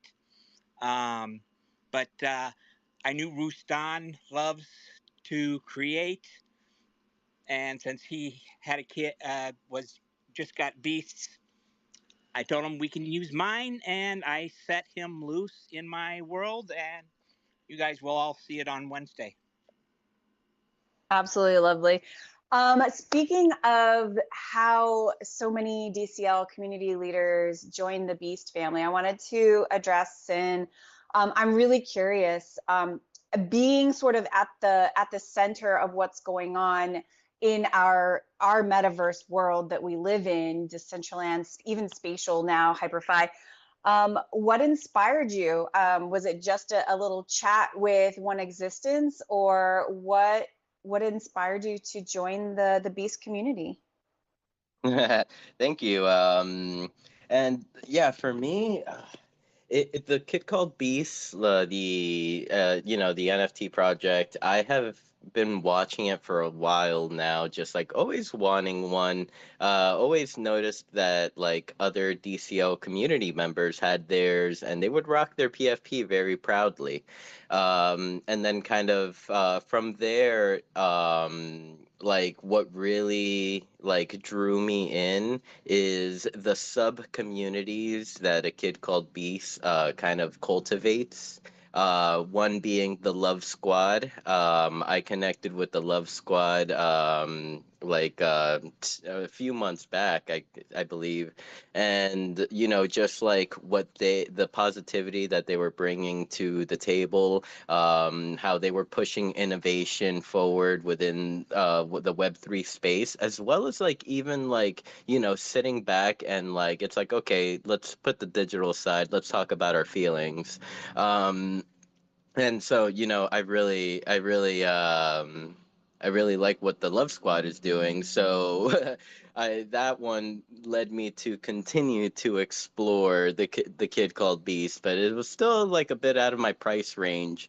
And then I believe I had One Existence on Beyond the NFT, and I think like around that same night we spoke about a kid called Beast. He had recently gotten one, and I saw that Rustan was like rocking his kid called Beast for like a week or a couple weeks before, making like some dances and stuff. So I checked the floor price, and it was within range, so I had to pull the trigger. I'm one of those that doesn't buy an NFT and unless I really believe in it. And right there, like, I believe in the communities that you help, the communities that you support and build for. So yeah. It makes me so happy that it seems like just word of mouth, and it just grows like a flower. If you water it, if you take care of it, it just grows and blossoms, and it gets more beautiful. because I am a hippie and I love nature. So everything is a tree. So the tree is growing. So well done, Raf. I want to turn the mic over to Make because I really think we should dive into VRM. We've been at this for 2.5 hours, and we usually go like an hour, hour and a half, 2 max. So I think we should buckle down, bust through some of these questions. We might have to skip over a few. What do you think, Make? Yeah, I think this has been long for everybody. I can't thank you guys all enough for coming. We really appreciate it. We think there's a little more alpha to give you builders and people who are thinking about diving into the metaverse. So we're going to take it to the characters. Rustan, Josh, if he's still there, I know he was celebrating his birthday. So VRMs have really become the hot button topic, right? You can take your Decentraland avatar right now and you can actually export it as a VRM and then jump into other worlds with that. It's a low poly, and that's one possibility. Then you have spaces with, again, the Codex VRM changes for the situation. You can have them for a filters, you can have them for avatars. They all require different things to make work. I'd love to touch with Rustan on his process. He just put out a brilliant video for Beast Everywhere to get into Hyperfly. If you reduce your poly count, which we can talk on, it's available for OnCyber as well. Rustam, man, what you got for us? Yeah, yeah. VRMs are the way. And I think the Decentraland people are ahead of the game because of wearables and what we know about what it is to own a wearable, what it means, and how it tells a story about who we are. And VRMs, like what the value of the VRM, in my opinion, is you got all these NFT, PFP collectibles that offer 3D assets, but people don't know how to use them necessarily, so they have to learn, right? And more importantly, people don't know about the metaverse and VRMs. If a 10K collectible created VRMs of all their assets for their holders to use in a metaverse, which is the true value of Web3 in my opinion, that is like extremely popular, extremely valuable, especially in this current day and age where we're seeing like Azuki drop a new line of Azuki elementals, which are just more JPEGs. And it's like everybody's trying to find value in their communities, and they still don't know about VRMs, which are they're not new, but they're new to the Web3 community. It's been around for years with like VR chat and things like that. And so what I'm trying to help do with a kid called Beast especially is get them to understand the value of the VRM. And there's already multiple platforms like Spatial, OnCyber, Motiverse, Hyperfy, all working together to create interoperability. And VRMs are going to be your virtual identity on all these different platforms. And I personally believe the future of the metaverse is not one specific platform. There will be a gateway to all of them, and you just take your owned assets into any world you want to put it into. And so that's part of the reason why I built this really fun world that we're like, it's hard to talk in the spaces now because right now Trax is doing flips in the Cadillac in the AKCB Hyperfy world, and it's just too much fun. And like I really encourage everybody. Tell me about it. I'm supposed to be hosting a Twitter space right now. I'm encouraging everybody to don't be shy and jump in, and there's a beast that you can pop on, and there's just lots of cool fun stuff you can do. And I'm trying to demonstrate the potential for what you can do with your assets and what the community can do in the future, because I personally really see the potential of a kid called Beast being the blueprint for what blue chip NFTs should be doing in the metaverse space with VRMs, creating that value to their holders. And Rustan, you put up an incredible video last week that's caught the eyes of including Mr. Cat and Raf. Came in by storm. It's like, man, I've been trying to work with these guys for a year, almost 9 months now, and you come in a week and get everybody's attention. I'm like, there he is again, Rustan. Well, Rustan is spicy. He like knows how to do it. I obsess over everything, and so like when you talk like Raf said about if you're technically savvy or if you're into that sort of thing, I'm super passionate about that stuff, and I'm very passionate about the future, especially of mediums and formats and venues that I could put my artwork in. So I dive deep, I dive hard, I figure it out, I find the value, and then I share it. And I see the tutorials, like learning Blender, learning how to optimize a VRM. It's not easy, but those that are willing to do it and go for it, they can take value out of it. But really, I still see it as like, this is just a stepping stone. What I've put out for other people to explore at their leisure is going to become obsolete. And VRMs are just going to become a normal thing that everybody won't even have to make or optimize themselves. It'll be done for them in the future by the communities involved. So one thing I wanted to add in, Rustan, and I'm going to actually add in two, because you're talking about the future and what you just did. Guys, in Decentraland, from the build, in the middle of Decentraland, the name on the map, Rustan has his place. He has put on some of the most incredible experiences I've ever had in Decentraland, from multi DJ sets in the pool with everybody out, to games where you have to secretly jump in and you could have won one of the rarest clone helmets that he created as a clone as well. This man is truly a gift to the people who are building. And I want to say thank you, Rustan. I'm a fan. I collect your art. We hold a lot of the same NFTs. But the day I saw you come in, I wrote Raph right away. I was like, dude, we just got an MF goat up in the building. Let's go. Um, I do want to also mention, though, when it comes to following his video, okay, and we can hear from Josh, because I think this would be a great time to explain some differences about VRMs, because like I followed your tutorial and it was one of the best I've ever seen going down the rabbit hole. The two things I didn't get to take away, one were reducing my poly counts for the correct experience, right? And then a few different point samples. But Josh, right? You work within the spatial codex, and even though we talk about it, this being a VRM for spatial, it's a little different. Can you touch on that? Yeah, so definitely have to agree with everybody. VRM is the future. They're all GLTF, but it's the latest version, and Spatial's going to have to get on that. They really are. What Spatial uses is a Unity game asset, or the previous 3D FBX. So you primarily have to work with that unless you're bringing in um, a static model as a GLB, as somebody mentioned. So I definitely agree, and I've been spending a lot of time in VR chat as well, and of course all of those are VRM.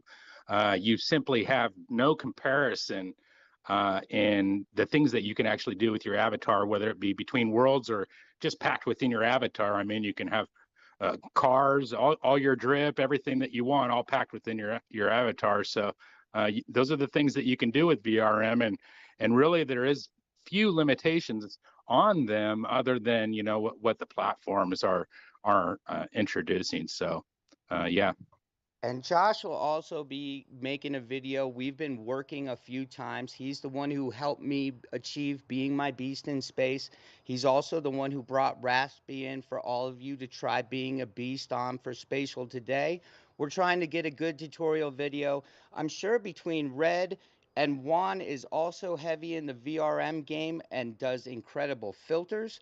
So what I'm saying is we have the makings here of the future family, and I am just so grateful to bring these minds together under the roof of RAF and Metaverse Mondays. We're absolutely killing it, fam. It's so funny. We never get the chance to blur these lines. We all think, hey, it's this way, or maybe it's this codex, or this is the future. But when you start hearing where everybody's building in different directions with common goals and common thoughts, all of a sudden we could get together as a group of people like Rustan, Josh, Juan, Red, Sinful, and say, hey, let's make a standard for us to pull from. Do we feel that having 20,000 poly count, which is best, it seems, for mobile? I think Rustan and Josh have both spoke to me and agreed. You want your poly counts low for the current reality. Raf obviously wants the highest res one so he can have it for the future. So I think it's about our minds coming together in these moments, right? And saying, hey, These are the standards we could set that have the most utility for us all to grow. I mean, if we do a linked wearable, Canessa, in Decentraland, and if we do 4 or 6 or 10 of the headpieces, and everybody gets to have them, I know Existence has talked at length about being able to write the DAO. Think about this. If we have those faces, we can export them to VRM. Now here's the problem. The problem is that's a lower poly count than 20,000. So what our goals are, or what our goals can be together, from Sassy to all of you in here, is to say, let's find some standards that make this process the best to take our stuff as many places as we can now and for the future. And I think if we get those great minds together and we do this, we are not going to just get ahead. We are going to fucking blow to the future. I want to add real quick.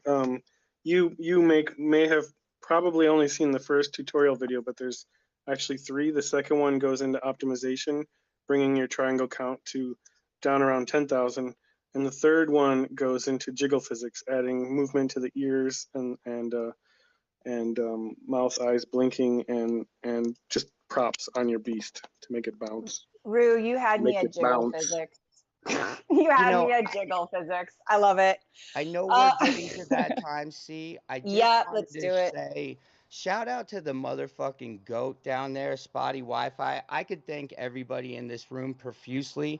I've been a Spotty holder from jump. I've met that dude many times. He now has an incredible Tuesday night he does with DJ Tracks, our family favorite, built by Mr. Dinya, who, if anybody wants to come check out a banger hip hop event, and Raph, you just said you got new beasts. Well, let's get with Spotty. Shit, I might give Spotty one of my beasts if he Let's wouldn't try out the paper hand it. jiggle physics. We gotta try out the jiggle.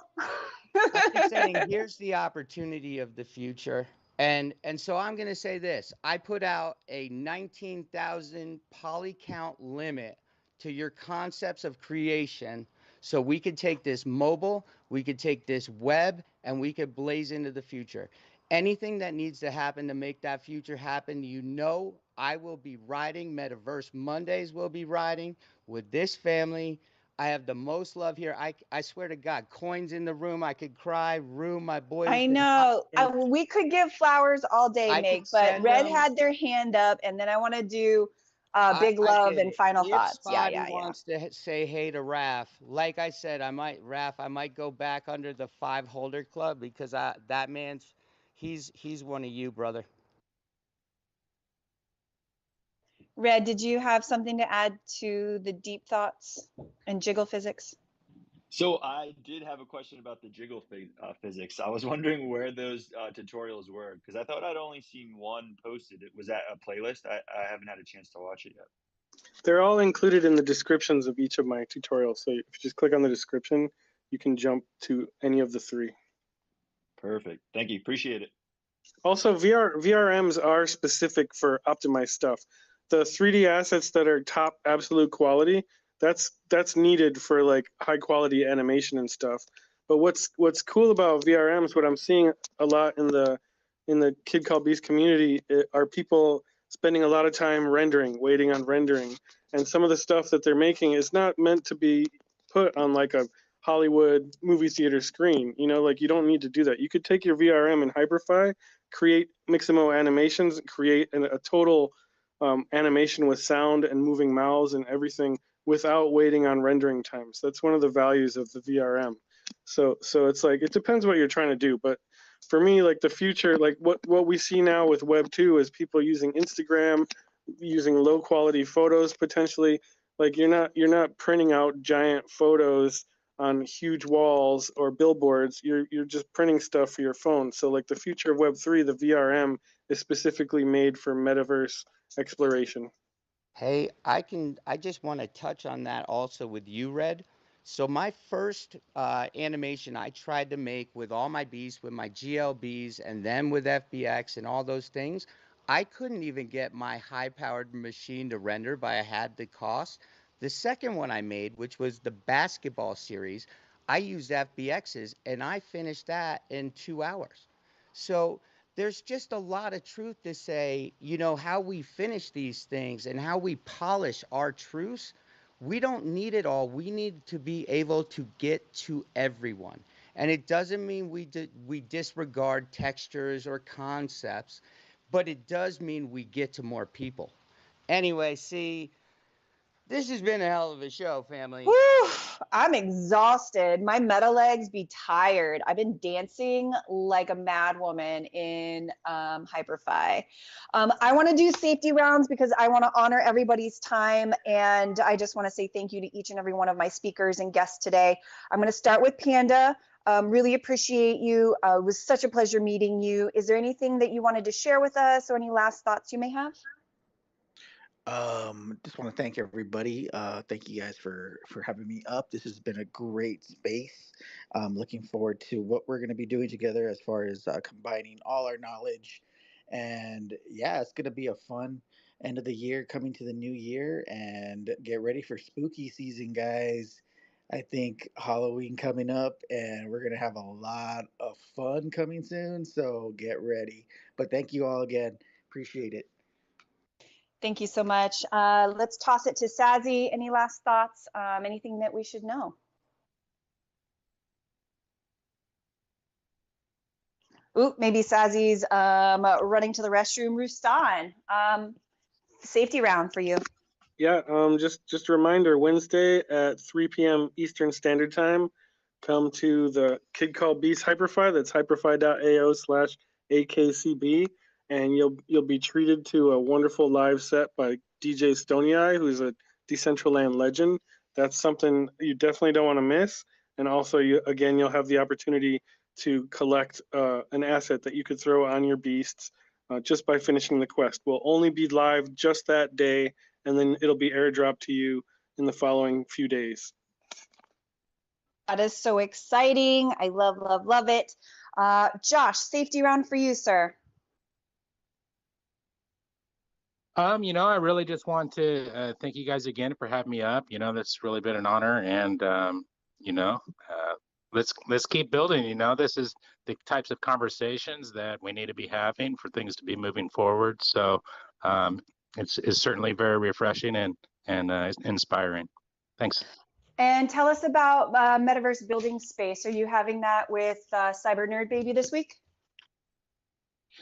Yes, it's tomorrow evening at 6 p.m. CST. We're kind of a toss-up on a couple of different ones that we might cover, but potentially it might be avatars. Excellent. Really appreciate that.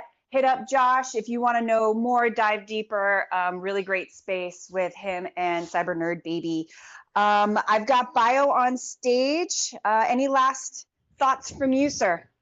What's going on? Hi, CC, Maker NFT, our Metaverse Monday family, episode 62. Yes, 62. Hoping to see Billy T-Coin here on episode 69. If you know what that is, it's an insider joke. So shout out to Billy T-Coin. Shout out to all the DCL family. Again, thank you guys for bringing such an incredible group of individuals today. Rustan, homie, doing some real goaty moves. Shout out to Shelly Van, Canessa. And big shout outs to the homie, the Kid Called Beast, co-founder in the room, representing Heavy the Beast. I need to pick myself one. I need one. That's it. Hands down, I need one. So I'm gonna put that on my to-do list and make sure I check that off soon before the next 7 days, hopefully. So thank you again, guys, all of you, for participating on such an incredible event. Next week, don't forget, Vita TV will be broadcasting this in space here in Twitter.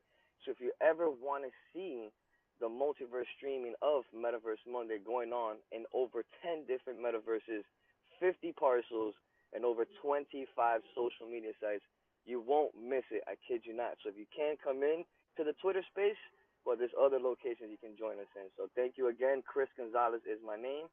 Biometa is what I go by across the multiverse. Decentraland is my home. And y'all know what it is. Vita TV soon coming near you. Thank you, Hi CC, Make Your NFT. I love both of you guys. Absolutely love you, Bio. Thank you so much. We are so excited to partner with Vita TV moving forward for all of our streaming services needs. Sinful, hit us with your final thoughts. What do we need to know? When is Beyond the NFT? Thank you for having me here. You were saying safety rounds. I was like about to like say, make sure to wear your helmets, make sure to measure before you cut, you know, all that good stuff.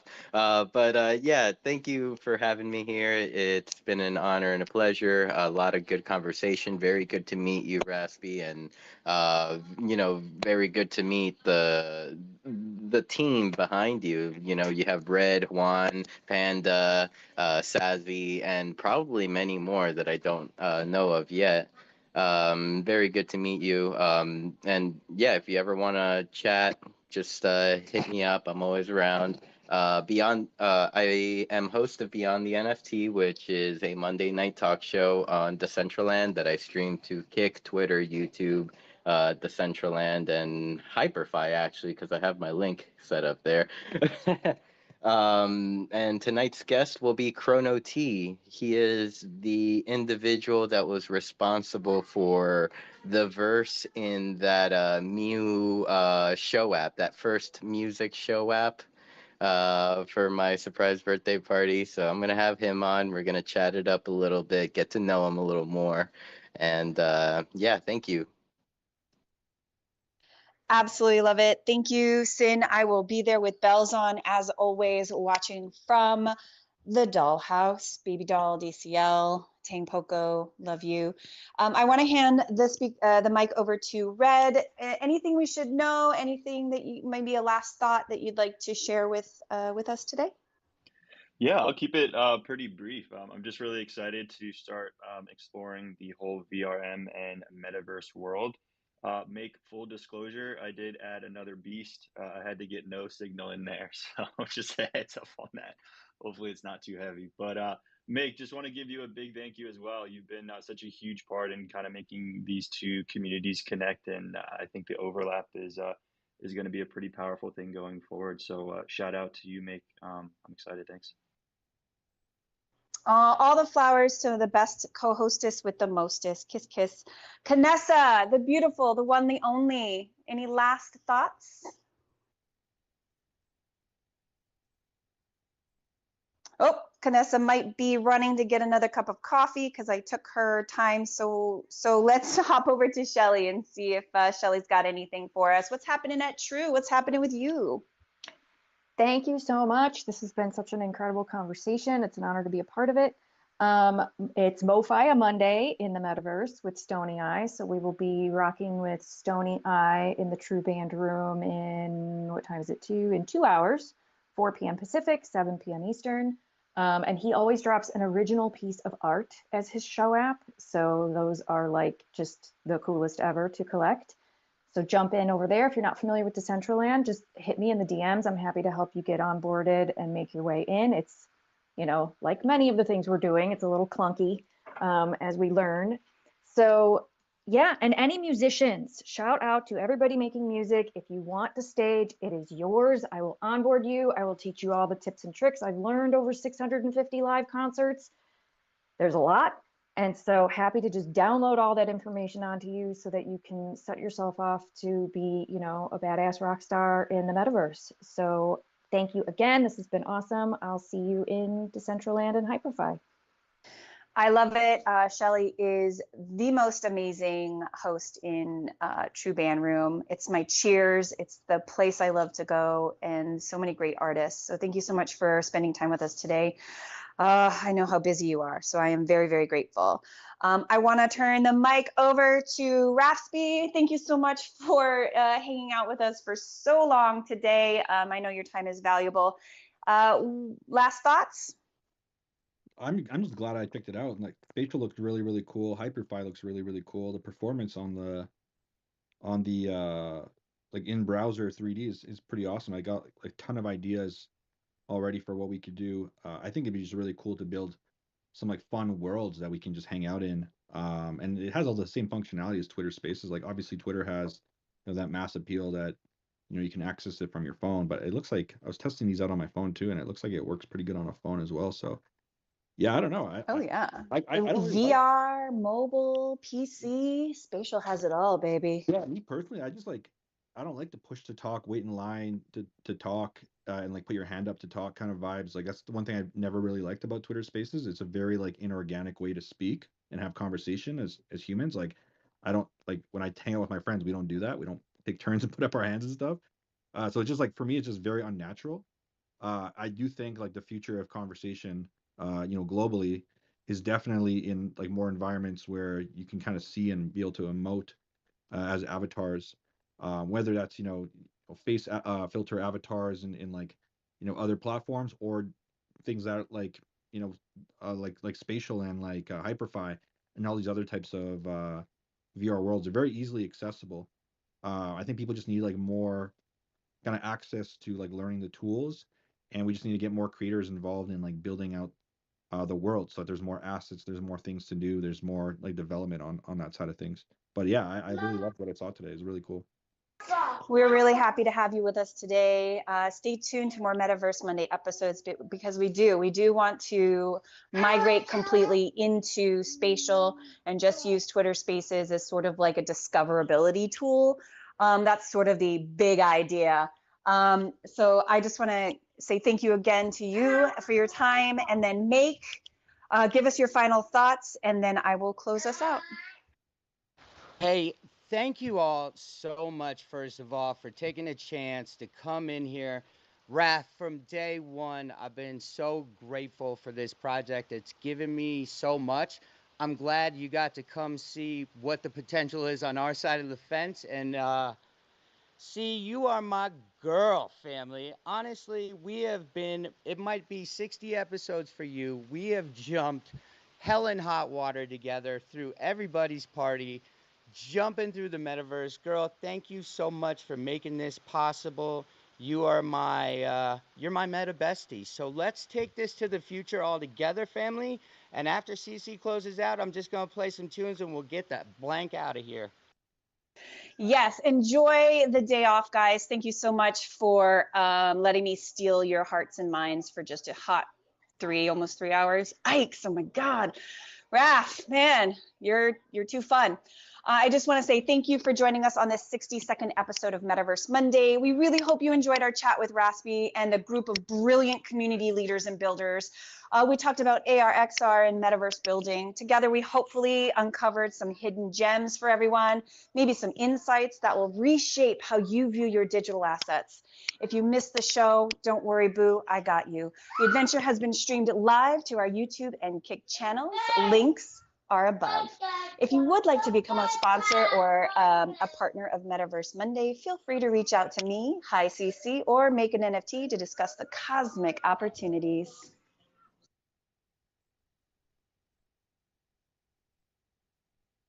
Hold on 1 second, family. We are going to play you out with a little tunes. Raph, thanks again, everybody. Please hold.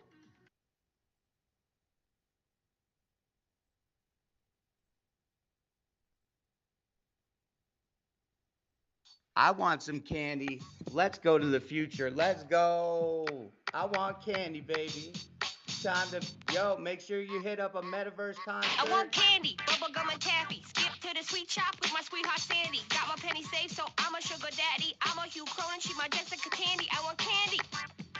Put it in a pile, split it with my bitty, 50-50 down the line. Kinda like close encounters of the cavity kind. I'm talking licorice, kisses, talking chocolate smiles. I want candy. I got a sugar tooth. Put on your shingle, Sandy, cause I wanna knock boots. Lick a peppermint stick till the lollipop droops. Come drop it, don't stop till it's lit, not loose. Candy.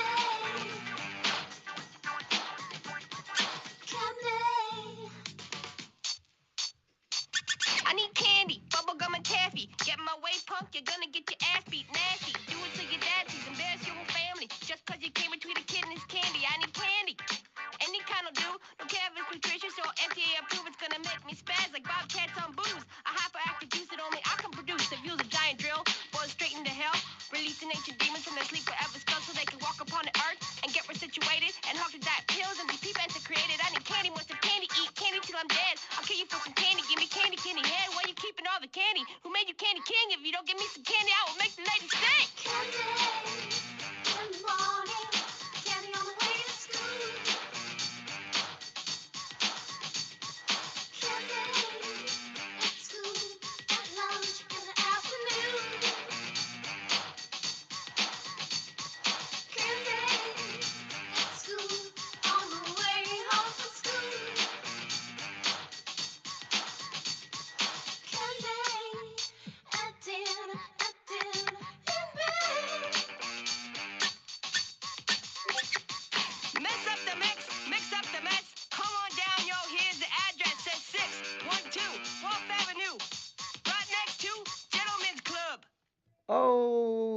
I want some candy. Cece, bye.